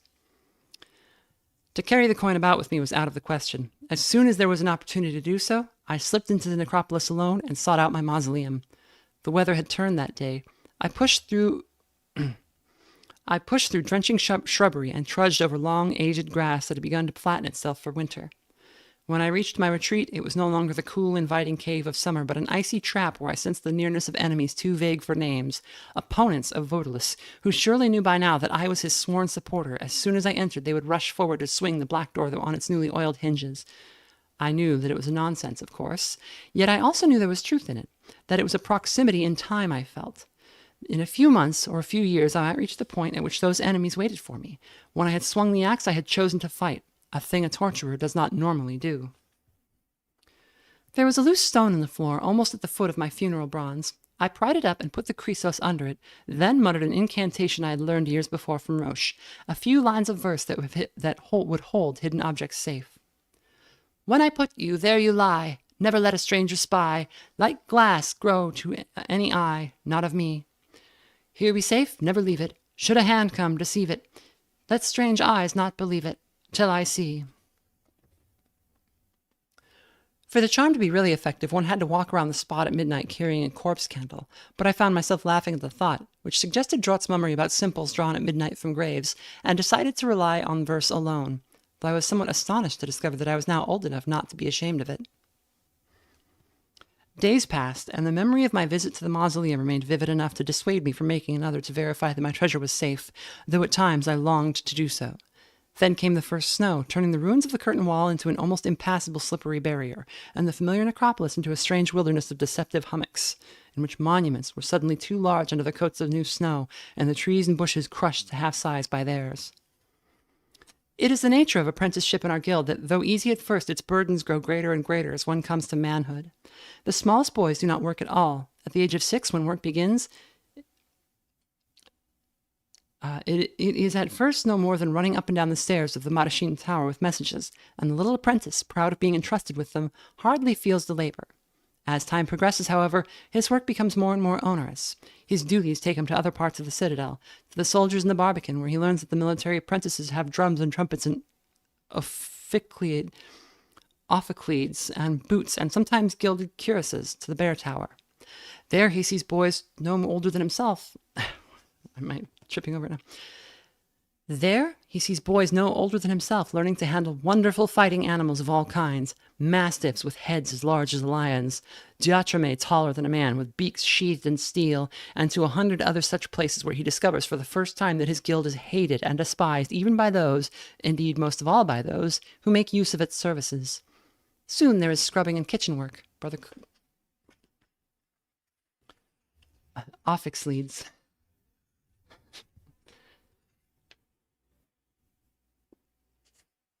Thank you, placehold. Where Brother Cook performs such cooking as might be interesting or pleasurable. And the apprentice is left to pare vegetables, serve the journeyman, and carry an endless succession of stacks of trays down the stairs to the oubliette. I did not know it at the time, but soon this apprentice life of mine, which had been growing harder for as long as I could remember, would reverse and be in course and become less drudging and more pleasant.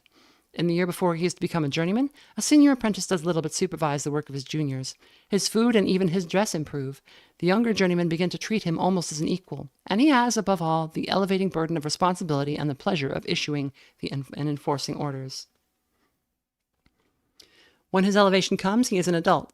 He does no work but that for which he has been trained, and he is free to leave the citadel when his duties are over, for which recreation he is supplied with liberal funds.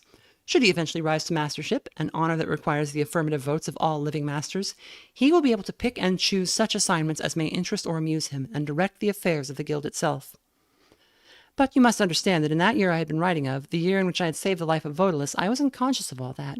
Winter, I was told, had ended the campaigning season in the north, and thus brought the Autarch and his chief officers and advisors back to the seats of justice.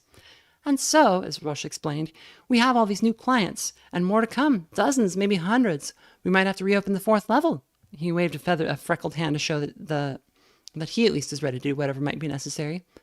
Is he here? I asked. The Autarch, here in the citadel? In the Great Keep? Of course not.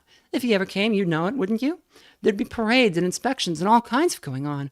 There's a suite for him there, but the door hasn't opened in 100 years. He'll be in the Hidden Palace, the House Absolute, north of the city someplace. Don't you know where?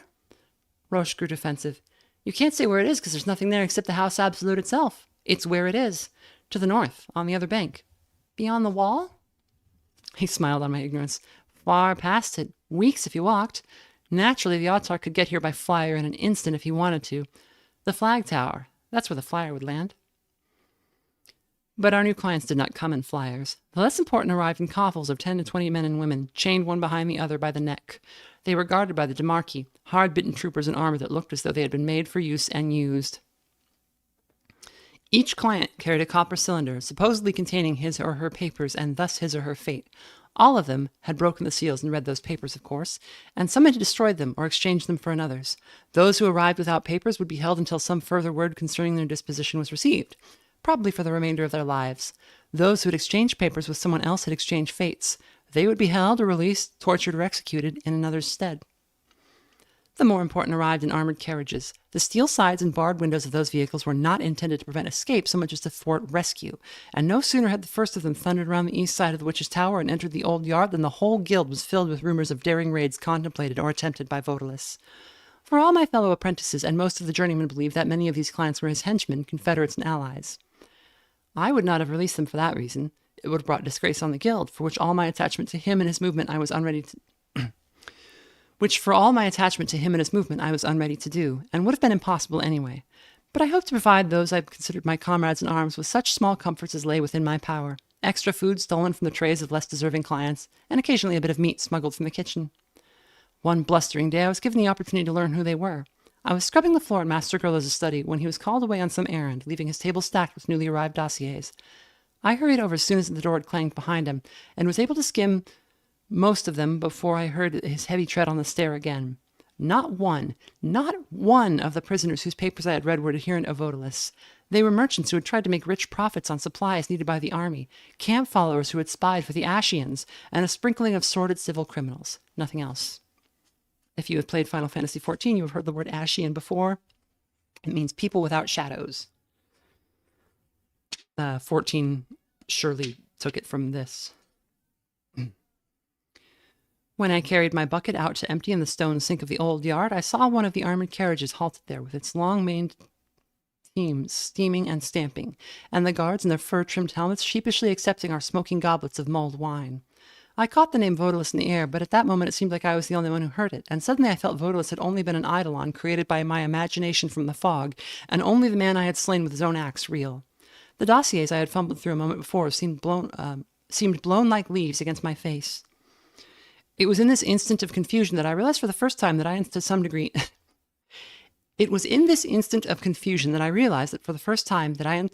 insane. It could be argued that it was the most harrowing of my life.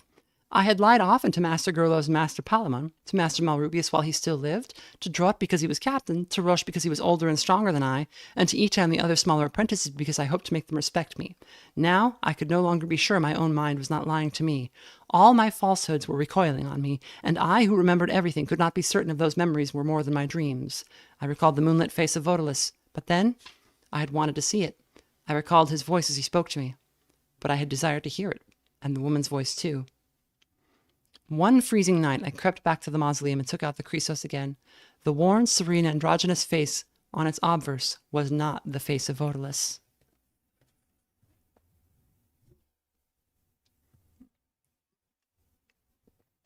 What do we think, chat? What do we think? The chapter is called The Autarch's Face. One can assume that the Autarch's face is what is stamped on a coin.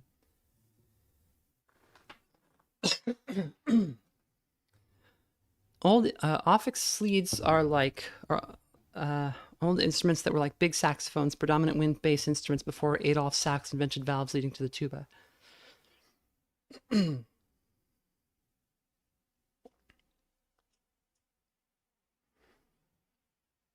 So like an oboe, I guess.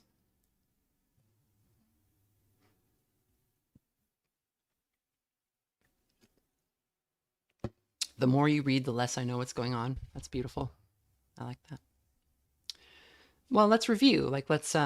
So this book requires some careful reading, and what you want to do is oh, my stupid chat is not presenting properly. I don't know why YouTube stream chat has just never really worked right. Severian's personality comes through so strongly, even with small details. Yeah, I love him. He's amazing. It's hard to hold. It's hard to hold it against him. Lobo Vermelho says, "Oh God, this book is in Brazil." Not quite. Oh, you want to go a little over? You're close.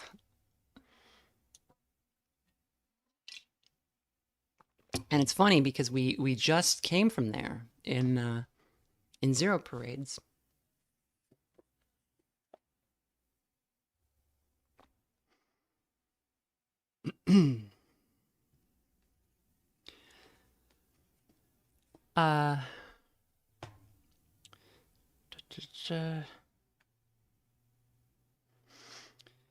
So yeah, the book requires a careful read, and so if we think back on what's happened, we've gotten kind of a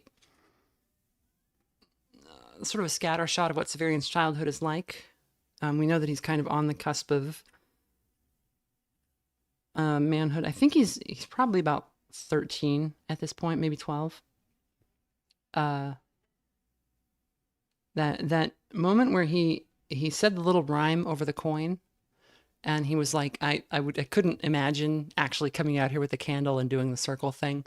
But he said at the same time, like, he was astonished to discover that he had become old enough to not be ashamed of having said the rhyme, which is such a, like, how do you even, like, that's such a relatable feeling, but how do you even, like, think to write that down? That's so cool.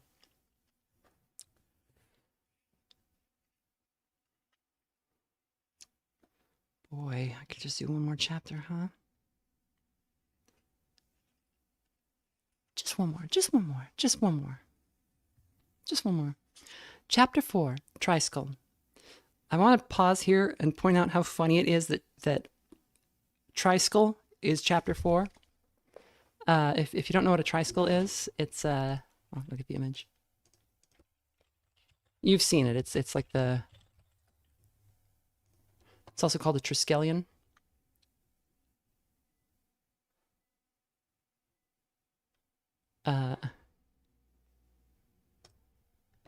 You'll see it misnamed a lot, also. Where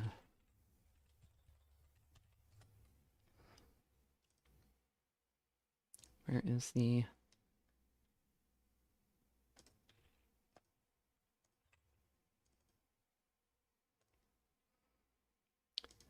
So, the Triskull is the 3 spirals connecting to the central point. The Triquetra is a kind of a Mobius strip in a 3 shape instead of 2.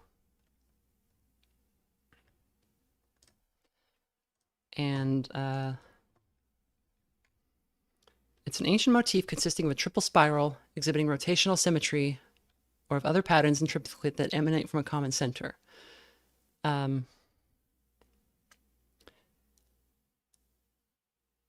It occurs in artifacts of the European Neolithic and Bronze Ages with continuation into the Iron Age, especially in the context of Latine culture and of related Celtic traditions.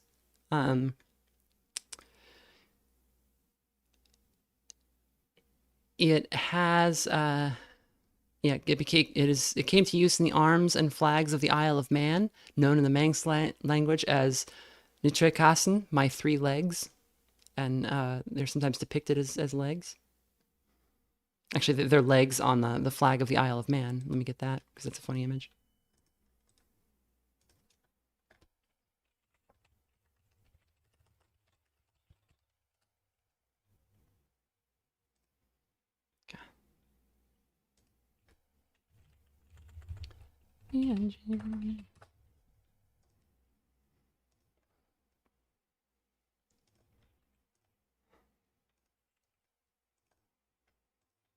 Oh my god, it's enormous.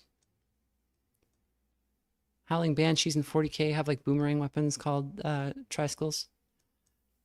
Yeah, and then those were like stolen by Warcraft for the glaives, right? Which the glaive is actually a thing in the reason they call it a glaive is because of a movie called was that Krull that had the glaive? I think so. And it's a stupid movie, and it makes everybody misname a thing because a glaive is like a polearm. It's not like a throwing thing. Don't say Krull like you're excited. It's a bad movie. It's not a good movie. There's good fantasy movies from that time, like Conan the Barbarian. I gotta have chat, have a movie night some night with like patron movie night for Conan the Barbarian. It's amazing. Anyway, calling chapter 4 Triskull. You know he was laughing his ass off at that, and like nobody has ever laughed at that joke.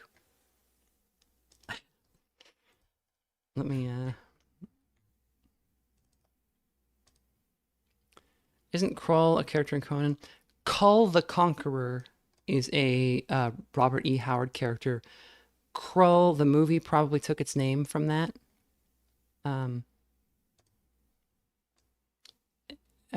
But it has nothing to do with it. It's just like a bog standard 80s fantasy movie that's kind of bad. Here's our guy again. Although everybody who's ever drawn Severian has done it incorrectly, as I will get to when we get there. Chapter 4, Triskull. I had been poking a stick up a frozen drain as punishment for some petty infraction, and I found him where the keepers of the bear tower throw their refuse, the bodies of the torn animals killed in practice. Our guild buries its own dead beside the wall and our clients in the lower reaches of the necropolis, but the keepers of the bear tower leave theirs to be taken away by others. He was the smallest of those dead. There are encounters that change nothing. Earth turns her aged face to the sun, and he beams upon her snows. They scintillate and coruscate until each little point of ice hanging from the swelling sides of the towers seems the claw of the conciliator, the most precious of gems. Then everyone, except the wisest, believes that the snow must melt and give way to a protracted summer beyond summer. Nothing of the sort occurs. The paradise endures for a watch or two, then shadows blue as watered milk lengthen on the snow, which shifts and dances under the spur of an east wind. Night comes, and all is as it was. My finding Triskull was like that. I felt that it could have and should have changed everything, but it was only the episode of a few months, and when it was over and he was gone, it was only another winter past and the feast of Holy Catherine come again, and nothing had changed. I wish I could tell you how pitiful he looked when I touched him, and how cheerful. He lay on his side, covered with blood. It was as hard as tar in the cold, and still bright red because the cold had preserved it. I went over and put my hand on his head. I don't know why. He seemed as dead as the rest, but he opened one eye and then rolled it at me, and there was confidence in it that the worst was over now. I have carried my part, it seemed to say, and borne up and done all I could do. It is now your turn to do your duty by me. If it had been summer, I think I would have let him die. As it was, I had not seen a living animal, nor so much as a garbage-eating thylacodon, in some time. I stroked him again, and he licked my hand, and I could not turn away after that. I picked him up, surprised at how heavy he was, and looked about, trying to decide what to do with him. He would be discovered in our dormitory before the candle burned a finger's width, I knew. The Citadel is immense and immensely complicated, with little visited rooms and passages in its towers, in the buildings that have yet been erected between the towers, and in the galleries delved under them. Yet I could not think of any such place that I could reach without being seen half a dozen times on the way, and in the end I carried the poor brute into the quarters of our own guild. I then had to get him past the journeyman who stood guard at the head of the stair to the cell tiers. My first idea was to put him in the basket in which we took down the client's clean bedding. It was laundry day, and it would have been easy enough to make one more trip than was actually required. The chance that the journeyman guard would notice anything amiss seemed remote, but it would have involved waiting more than a watch for the scrubbed linen to dry, and risking the questions of the brother on duty for the third tier, who would see me descending to the deserted fourth. Christ, I don't know why my eyes started failing me there. So keep in mind this laundry cart for later. He has this dog that's really big and surprisingly heavy. And he's like, how do I get this into the thing without being seen? Oh, I'll put it in the laundry cart. That's easy. So, and it's a very cartoonish, like that's something like a 50s, like a 50s criminal would do to escape from like a low security prison, like hide in the laundry cart. You know, how many cartoons did you see as a kid where like that's how somebody got out of somewhere? Instead, I laid the dog in the examination room. He was too weak to move and offered to take the guard's place at the head of the ramp. He was happy enough to seize the opportunity to relieve himself and handed over his wide-bladed carnifical sword, which I in theory was not supposed to touch, and his fuligan cloak, which I was forbidden to wear, though I was already now taller than most of the journeymen, so that from a distance it would appear that there had been no substitution. I put on the cloak, and as soon as he was gone, stood the sword in a corner and got my dog. All our guild cloaks are voluminous, and this one was more so than most, since the brother I had replaced was large of frame. Furthermore, the hue fuligan, which is darker than black, admirably erases all folds, bunchings, and gatherings so far as the eye is concerned, showing only a featureless dark. So, when you draw Severian, do not draw any folds in his cloak. Do not draw any light shining upon it. It is featureless black. It does not reflect anything. And we have that. We have the Mousseau black stuff. People say Vanta black, but Mousseau black is blacker, and Vanta black is owned by a jerk. So, yes, Wolfe designed Severian so that he would be easy to cosplay, because Wolfe was at a convention and he saw a bunch of people doing masquerades, and he thought they were very clever. And he said the thing, nobody's ever cosplayed any of my characters, and he felt kind of bad about it. And then he was like, maybe I'll come up with a guy who like would be really easy to cosplay, like any nerd with like who is like sufficiently confident in his figure and height could just throw on the cloak and the mask and the pants. So that's why Severian, that's how Severian's outfit came to be.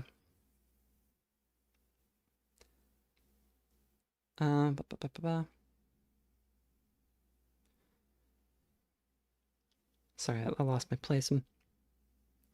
With the hood pulled up, I must have appeared to the journeymen at their tables in the tiers, if they looked toward the stair and saw me at all, as a brother somewhat more portly than most, descending to the lower levels.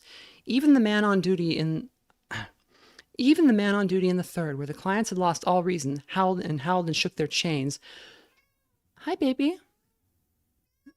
Could have seen nothing unusual in another journeyman going down to the fourth when there were rumors that it was to be refurbished, or in an apprentice running down shortly after the journeyman went up again. No doubt he had forgotten something there, and the apprentice had been sent to fetch it. So there's another way you could get in and out of the oubliette without being noticed, is just use the fuligan cloaks. They have hoods, they cover up everything.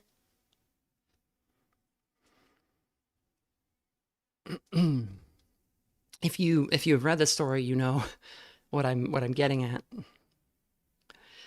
It was not a prepossessing place. About half the old lights still burned, but mud had seeped into the corridors until it lay to the thickness of one's hand. A duty table stood where it had been left, perhaps 200 years before. The wood had rotted, and the whole thing fell at a touch. Yet the water had never been high here, and the farther end of the corridor I chose was free even of the mud. I laid my dog on a client's bed and cleaned him as well as I could with sponges I had carried down from the examination room. Under the crusted blood, his fur was short, stiff, and tawny.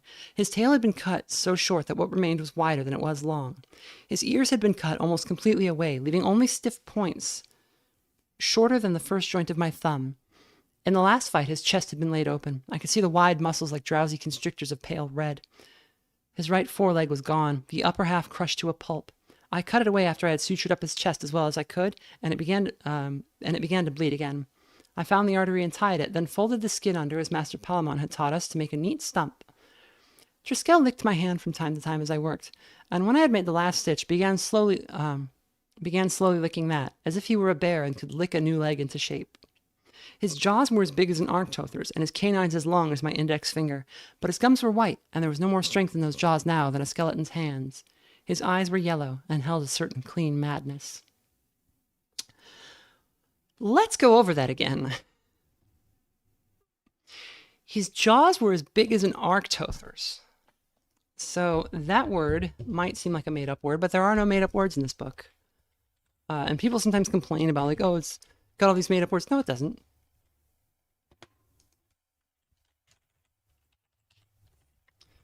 It does not have made-up words. The words are specifically all very real. Let me find a good image.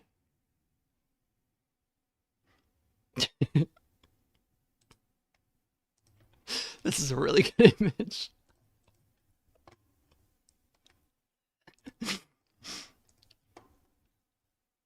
Here's our. So Arctothere is a slight permutation of Arctotherium. You might have heard Silacodon earlier, and if you know your animals,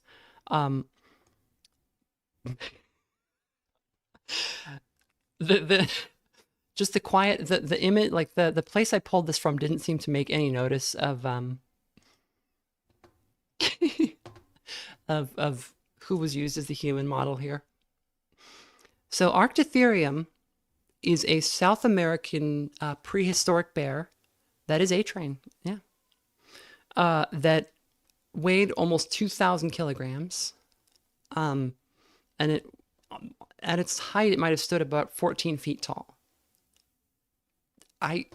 That is a bear that is like the size of a rhinoceros. It seems preposterous, right?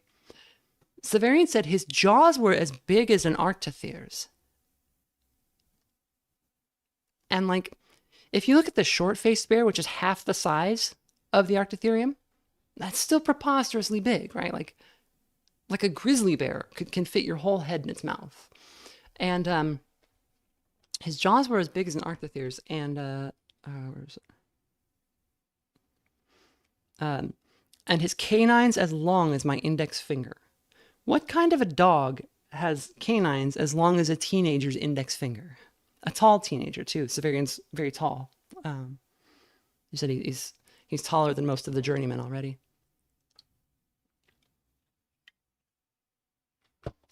So what kind of dog is this? Also, he says he licked the stump as if he were a bear and could lick a new leg into shape. So in Severian's world, bears can regenerate, or at least he thinks that they can. A dog to him is a creature that can fit his entire head in its mouth and has fangs as long as his finger.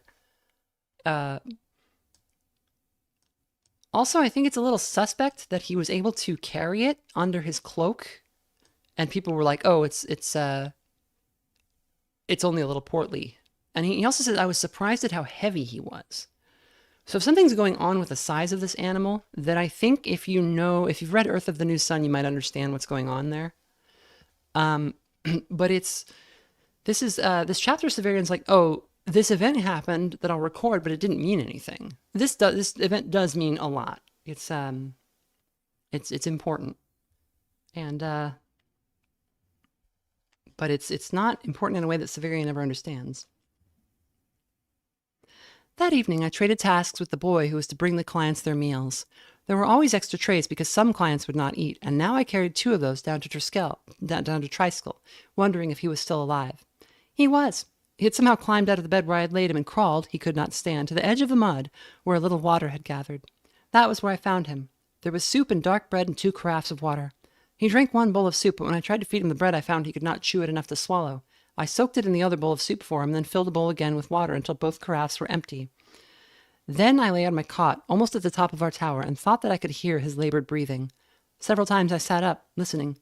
Each time the sound faded away, only to return when I had lain flat for a time. Perhaps it was only the beating of my heart. If I had found him a year, 2 years before, he would have been a divinity to me. I would have told Draught and the rest, and he would have been a divinity to us all. Now I knew him for the poor animal he was, and yet I could not let him die because it would have been a breaking of faith with something in myself. I had been a man, if I was truly a man, in such a short time. I could not endure to think that I had become a man so different from the boy I had been. I could remember each moment of my past, every vagrant thought and sight, every dream. How could I destroy that past? I held up my hands and tried to look at them. I knew the veins stood out on their backs now. It is when those veins stand out that one is a man. In a dream, I had walked through the 4th level again and found a huge friend there with dripping jaws. It spoke to me. Next morning, I served the clients again and stole food to take down the dog, though I had hoped he was dead. He was not. He lifted his muzzle and seemed to grin at me with a mouth so wide it appeared his head might fall into 2 halves, though he did not try to stand. I fed him, and as I was about to leave, I was struck by the misery of his condition. He was dependent on me. Me! He had been valued. Trainers had coached him as runners are coached for a race. He had walked in pride, his enormous chest as wide as a man's, set on 2 legs like pillars. Now he lived like a ghost. His very name had been washed away in his own blood. When I had time, I visited the Bear Tower and struck up such friendships as I could with the beast handlers there. They have their own guild, and though it is a lesser guild than ours, it has much strange lore. To a degree that astonished me, I found it to be the same lore, though I did not, of course, penetrate to their arcanum. In the elevation of their masters, the candidate stands under a metal grate trod by a bleeding bull. At some point in life, each brother takes a lioness or bear sow in marriage, after which he shuns human women. All of which is only to say that there exists between them and the animals they bring to the pits a bond much like that between our clients and ourselves. Now I have traveled much farther from our tower, but I have found always that the pattern of our guild is repeated mindlessly, like the repetition of Father Anere's mirrors in the House of Absolute, in the societies of every trade, so that they are all of them torturers, just as we. His quarry stands to the hunter as our clients to us, those who buy to the tradesmen, the enemies of the commonwealth to the soldier, the governed to the governors, men to women. All love that which they destroy. The part about taking a lioness or a bear sow in marriage, that might be literal, because it seems like a thing, a weird group of like animal trainer guild might do. But they might have said, here at the guild, we practice animal husbandry. And Severian was like, wow, that's crazy. These guys have wild lore. The other explanation is that the guild is so old that at some point it was supposed to be animal husbandry and then it became literal. It is very funny. Wolfe is always doing jokes like that where no attention. Christ, the fucking sirens again. What is going on out there? Oh, here's more. I never know if you guys can hear these. I think you'll probably hear them while I talk. They're coming for Randall.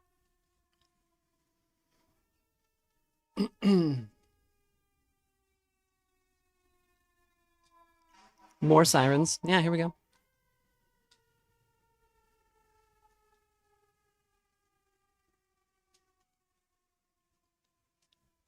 Like, was there a prison break? What's going on? Also, so I want to go over this sentence too. In this, I have found always that the pattern of our guild is repeated mindlessly, like the repetitions of Father Anere's mirrors in the House Absolute, in the societies of every trade, so that they are all of them torturers, just as we. His quarry stands to the hunter, as our clients to us, those who buy to the tradesmen. Grub is clawing at my ass. Why? She's behind me on my chair and is attacking my butt with her claws. And it's going through my skirt. His quarry stands to the hunter as our clients to us, those who buy to the tradesmen, the enemies of the commonwealth to the soldier, the governed to the governors, men to women. All love that which they destroy. So what he's describing here is that he's noticed that binaries exist, that this binarism extends everywhere in society. That when people conceive of things, they tend to conceive of them in two states. You are a native or you are a foreigner. You are a man or you are a woman. You are white or you are black, or you could even say white or non-white, or just, and these binaries don't need to be constant. Like if you look at race, it can be white or non-white, or white or black. Like it's capable of shifting, right? Or black or non-black. Like, because people will bring up like, oh, this binary can't exist because there's this example that is different. It's like, no, it's just different. Like the two truths can exist at the same time. And a lot of people see that line, men to women, all love that which they destroy, as the author being a misogynist because he's describing that a gender binary exists. And it really bothers me. And we'll see more about gender. There's a lot about gender in this book. And people just consistently fail to understand that Severian lives in a society that is not very good. And he was brought up in a tradition that is not very good. And he has ideas because of this, which are not very good. And he's trying to make sense of the world with the education that he has and the context that he lives in. And his conclusions are not always very good. And we as the audience are meant to be able to see that and think about what it means that that's where he arrived at. Not to, like, everything he says is the author's endorsement, right? Like, and it's so annoying. But also the story, we haven't gotten to the sword adventuring part yet, but the story borrows a lot from like Conan the Barbarian and those kinds of stories. Kind of doing like not a parody, but like kind of playing with those tools to try to create something of great literary significance. And in Conan the Barbarian, he's always like conquering beautiful women who love to be conquered. And it is a little sexist, kind of, I guess, but it's a story about like a buff guy and hot, busty ladies all over the place. So, like, who cares? But so the Book of the New Sun is borrowing from that toolbox and then re-examining a lot of these things. So when you see Severian deal with women, it is taking like what these Conan the Barbarian interactions with women are and then being like, okay, but like, how would that actually play out? Like, what does this mean? Like, what is, so, Chaos 7, the gender binary only truly exists in a fantasy world where dogs have huge mouths. The dog did have a big mouth. Like, I think if we saw a tricycle, we would not for a second imagine that it was a dog.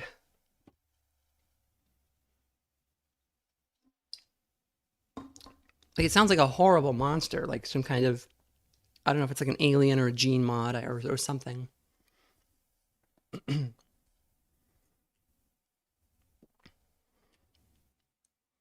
A week after I had carried him down, I found only Tricycle's hobbling footprints in the mud.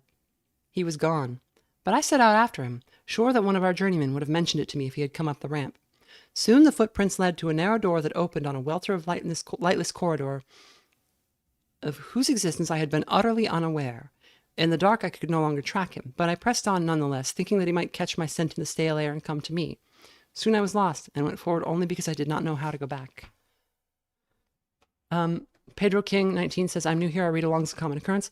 I'm going to do these every Sunday. So every Sunday at 7 p.m. Eastern for a while. Right now we're doing Book of the New Sun. I have no way of knowing how old those tunnels are. I suspect, though I can hardly say why, that they antedate the citadel above them, ancient though it is.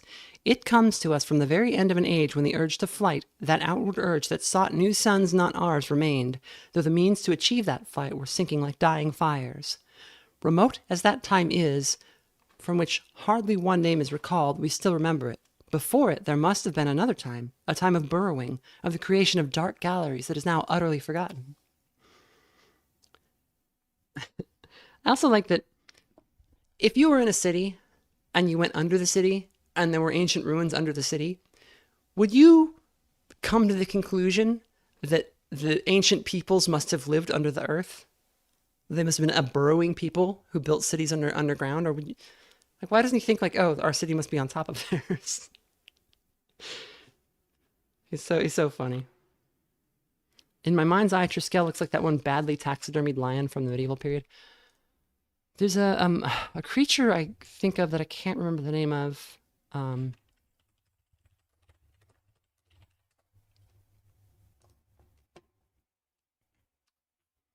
it's like a D&D monster or something, and it has like a really wide mouth that opens super weird. It's and it's like yellow, I think.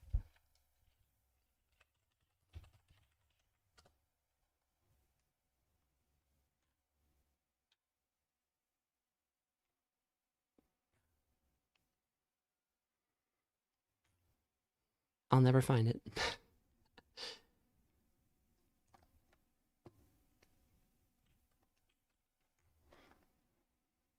Oh well.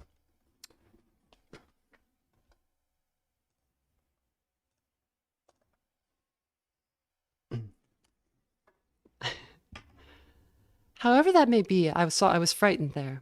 I ran, and sometimes ran into walls, until at last I saw a spot of pale daylight, and clambered out through a hole hardly big enough for my head and shoulders.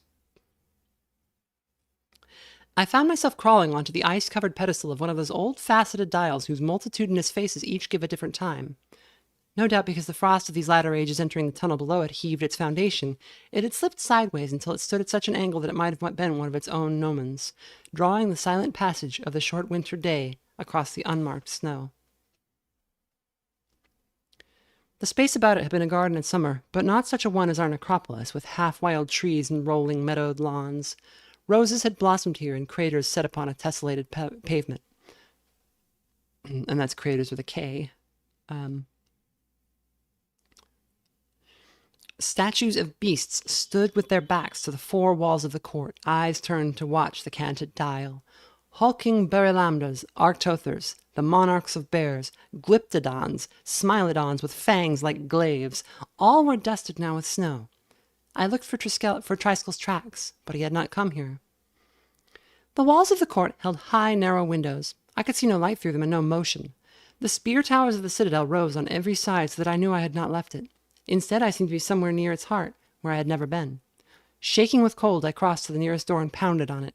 I had the feeling I might wander forever in the tunnels below without ever finding another way to the surface, and I was resolved to smash one of the windows if need be, rather than return that way. There was no sound within, though I beat my fist against the door panels again and again. There was really no describing the sensation of being watched. I have heard it called a prickling at the back of the neck, and even a consciousness of eyes that seem to float in darkness, but it is neither, at least not for me. It is something akin to a sourceless embarrassment, coupled with the feeling that I must not turn around, because to turn will be to appear a fool, answering the promptings of baseless intuition. Eventually, of course, one does. I turned with the vague impression that someone had followed me through the hole at the base of the dial. Instead, I saw a young woman wrapped in furs standing before a door at the opposite end of the court. I waved to her and began to walk toward her, hurriedly because I was so cold. She advanced toward me then, and we met on the farther side of the dial. She asked who I was and what I was doing there, and I told her all as well as I could. The face circled by her hood was exquisitely molded, and the hood itself and her coat and fur-trimmed boots were soft-looking and rich, so that I was miserably conscious as I spoke to her of my own patched shirt and trousers and my muddy feet. Her name was Valeria. "We do not have your dog here," she said. "You may search, if you do not believe me." "I never thought you did. I only wanted to go back to where I belonged, to the Mattachine Tower, without having to go down there again." "You're very brave. I've seen that hole since I was a little girl, but I never dared go in." I'd like to go in," I said. "I mean, inside there." She opened the door through which she had come and led me into a tapestried room where stiff, ancient chairs seemed as fixed in their places as the statues in the frozen court. A diminutive fire stoked in a grate against one wall, or smoked in a grate against one wall. We went to it, and she took off her coat while I spread my hands to the warmth. Wasn't it cold in the tunnels? Not as cold as outside. Besides, I was running, and there was no wind. I see. How strange that they should come up in the atrium of time. She looked younger than I, but there was an antique quality about her metal-trimmed dress and the shadow of her dark hair that made her seem older than Master Palamon, a dweller in forgotten yesterdays. Is that what you call it, the atrium of time? Because of the dials, I suppose. No, the dials were put there because we call it that. Do you like the dead languages? They have mottos. Lux de vitae viam monstrat. That's, the beam of the new sun lights the way of life. No, it is not. Felicibus brevis, miseris hora longa. Men wait long for happiness. No, it is not. Aspis ut aspiciar. So, the first one is the light of God, monstrat. God, I need to look that up.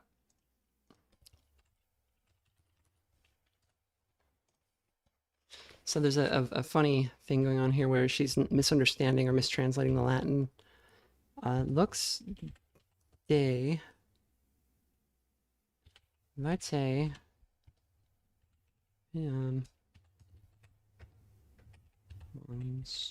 drop.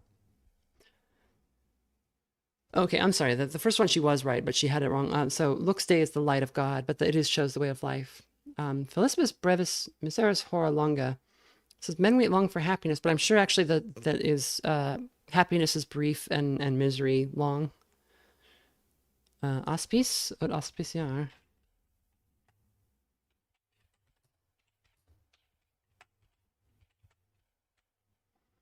Look so that I may be seen. I had to tell her with some shame that I knew no tongue beyond the one which we spoke, and little of that.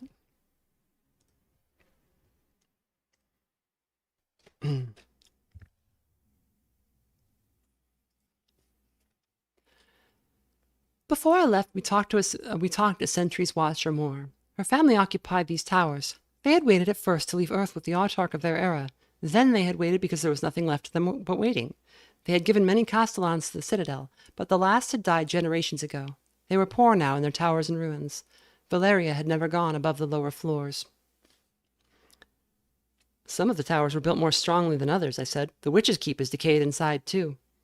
Is there really such a place? My nurse told me of it when I was little to frighten me, but I thought it was only a tale. There was supposed to be a tower of torment, too, where all who enter die in agony. I told her that, at least, was a fable. The great days of those towers are more fabulous to me, she said. No one of my blood carries a sword now against the enemies of the Commonwealth, or stands hostage for us at the Well of Orchids. Perhaps one of your sisters will be summoned soon, I said.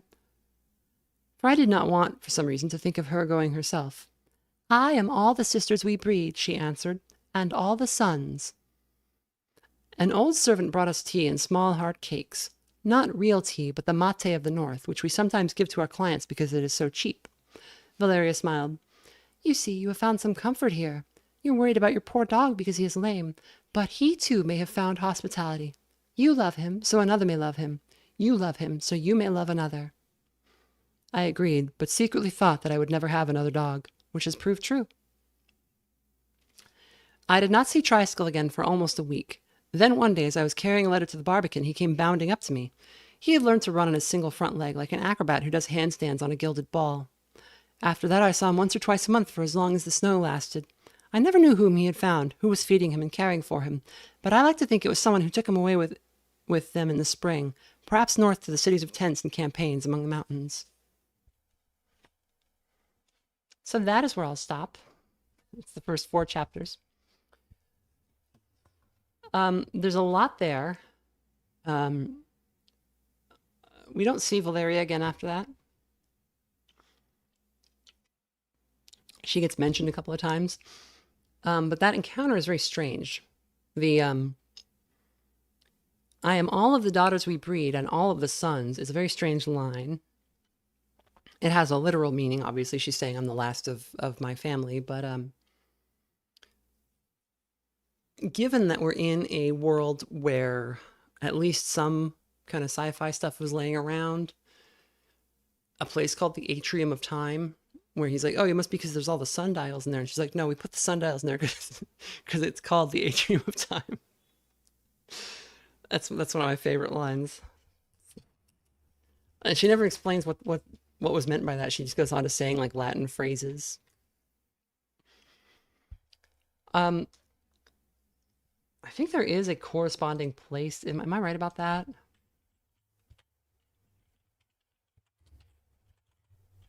Let's see.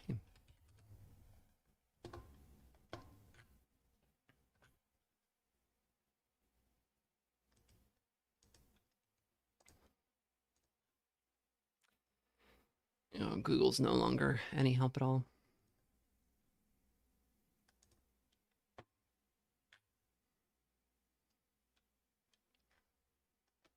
There's like the Mount Pleasant collection of cemeteries there's a sundial collection at Mount Pleasant Cemetery in Canada. I don't know. There's a lot of the places that aren't just like outright sci-fi things like the spaceship. A lot of them have like real world inspirations that are kind of will kind of slide right by if you don't look for them. I will say there is a necropolis, which is, I think, the biggest in the world.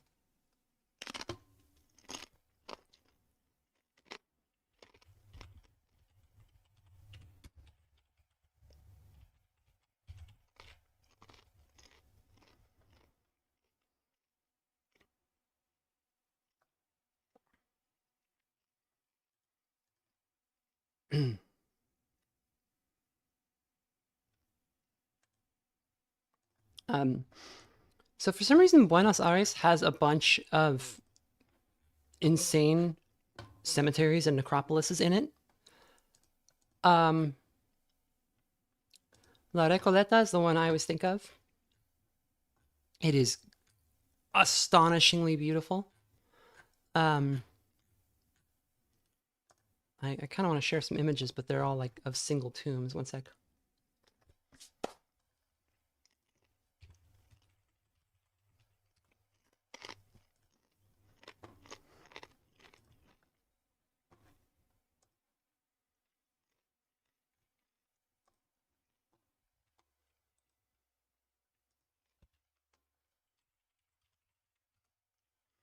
So I can pull this up over here.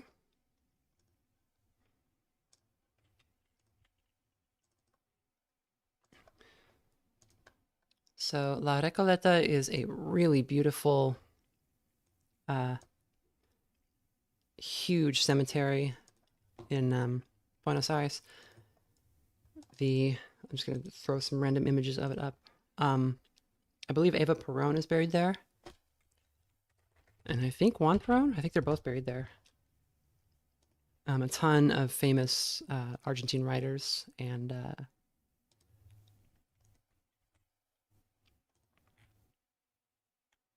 politicians and just people, scientists, and where the hell is that image? You ever save an image and then it's just gone? Does that ever happen to you? You may be entitled to compensation. Oh my God, it is just gone. I don't know if they bury people there still. It's got to have like limited room, right? It's 1-0.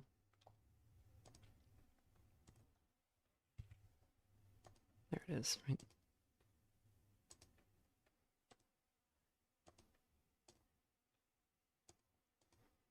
Oh, it just doesn't want to work. Okay. Thanks for the terrible file that doesn't work. How about this? How about this?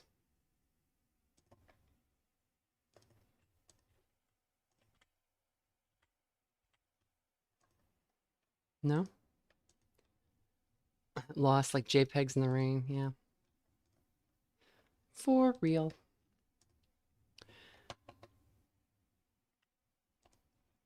Okay, we got another one. We got another one. It's coming.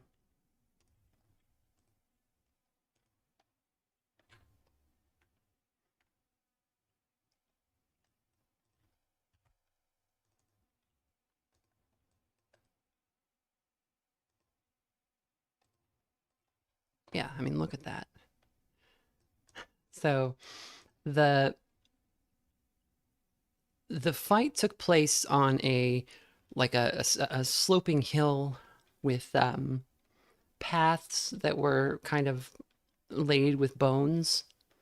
And then the statuary was very haphazard, and there was earth to dig in, which is not what we see here. But as we remember, the citadel is very tiered. It's like multi-tiered, or the necropolis is like multi-tiered. So this is what I imagine is like up toward the top, where like the rich folks live in Severian was like kind of down, further down.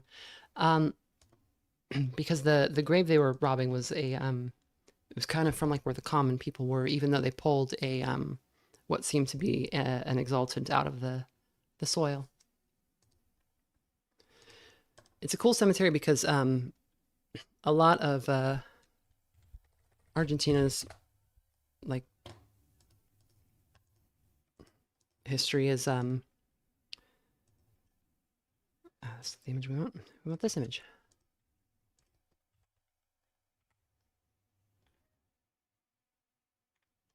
A lot of Argentina's history is kind of from the mid-century, where you have all this, really amazing art movements and stuff. So, like, look at this. I actually spent quite a bit of time looking through I would love to visit this place. Argentina seems so cool.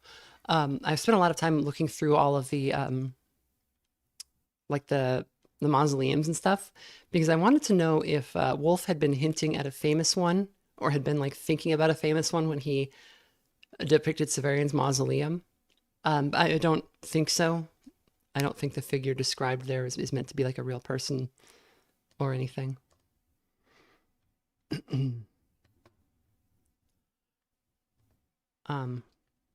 But yeah, I highly recommend checking out La Recoleta. But there's also like Sexto Panteon, which from above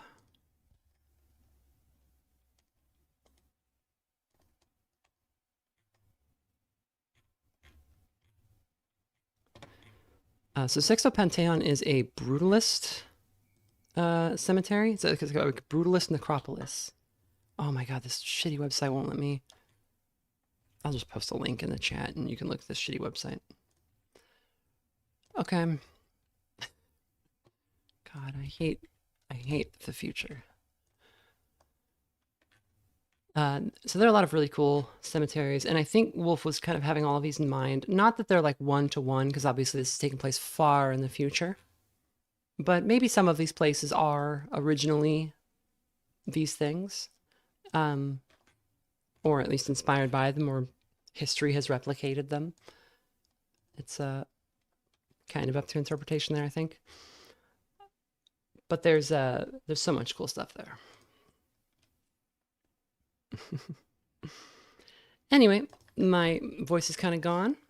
I am pretty tired, so I'm gonna hang it up. We've been going for about 4 hours.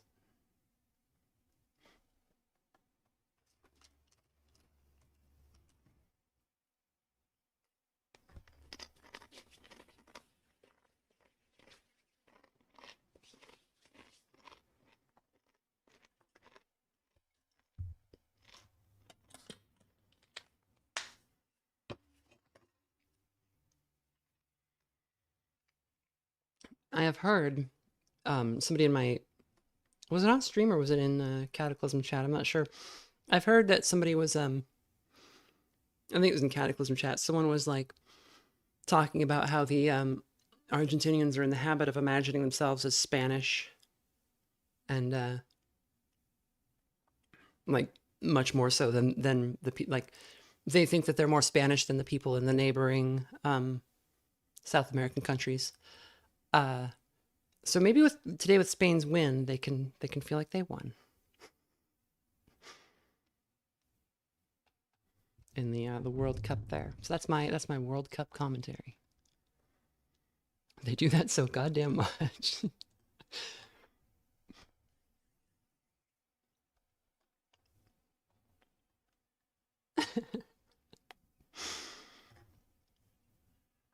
Good night, everybody, and good night, Sammy. I can't see that in my Sammy. Good night, Sammy.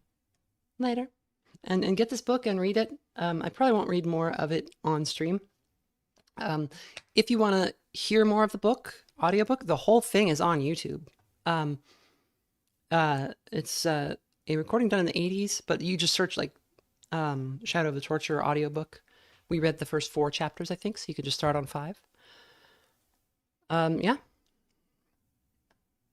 I highly recommend reading or listening to the rest of this because it's amazing. It's life-changing. Yeah, and the guy who does he does the books for the whole solar cycle. So and they're all on YouTube for some reason. But he does Book of the Long Sun, and then Earth of the New Sun, and then Book of the Short Sun, and then so you can listen to the whole like 2 decades spanning series. And the guy's great. He has a good voice. I kind of imagine Severian sounding like Raziel from and I'll put a Raziel video up before we go, actually. One of my favorite videos.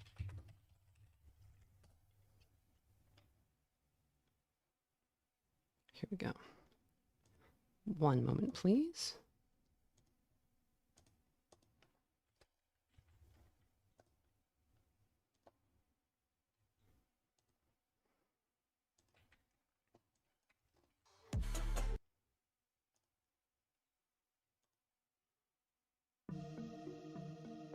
I knew what black hour this was, as foretold by Mobius himself.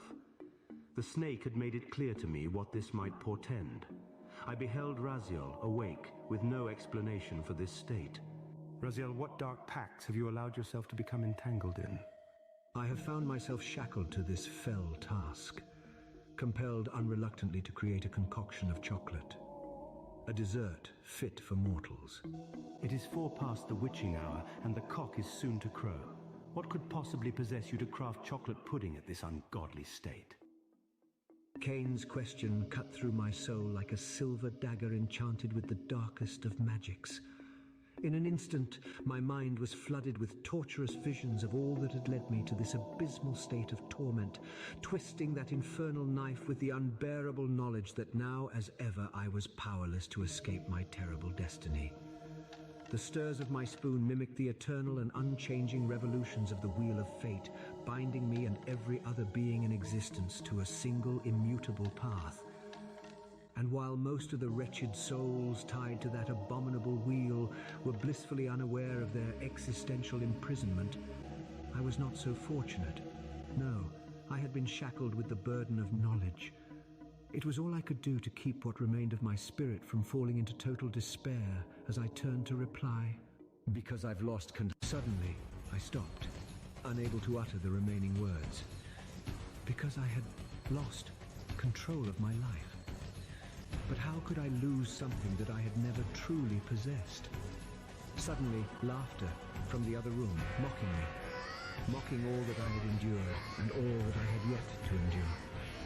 Mocking existence itself. The rest of the world fell away. I could no longer perceive anything except that laughter, that horrible, horrible laughter.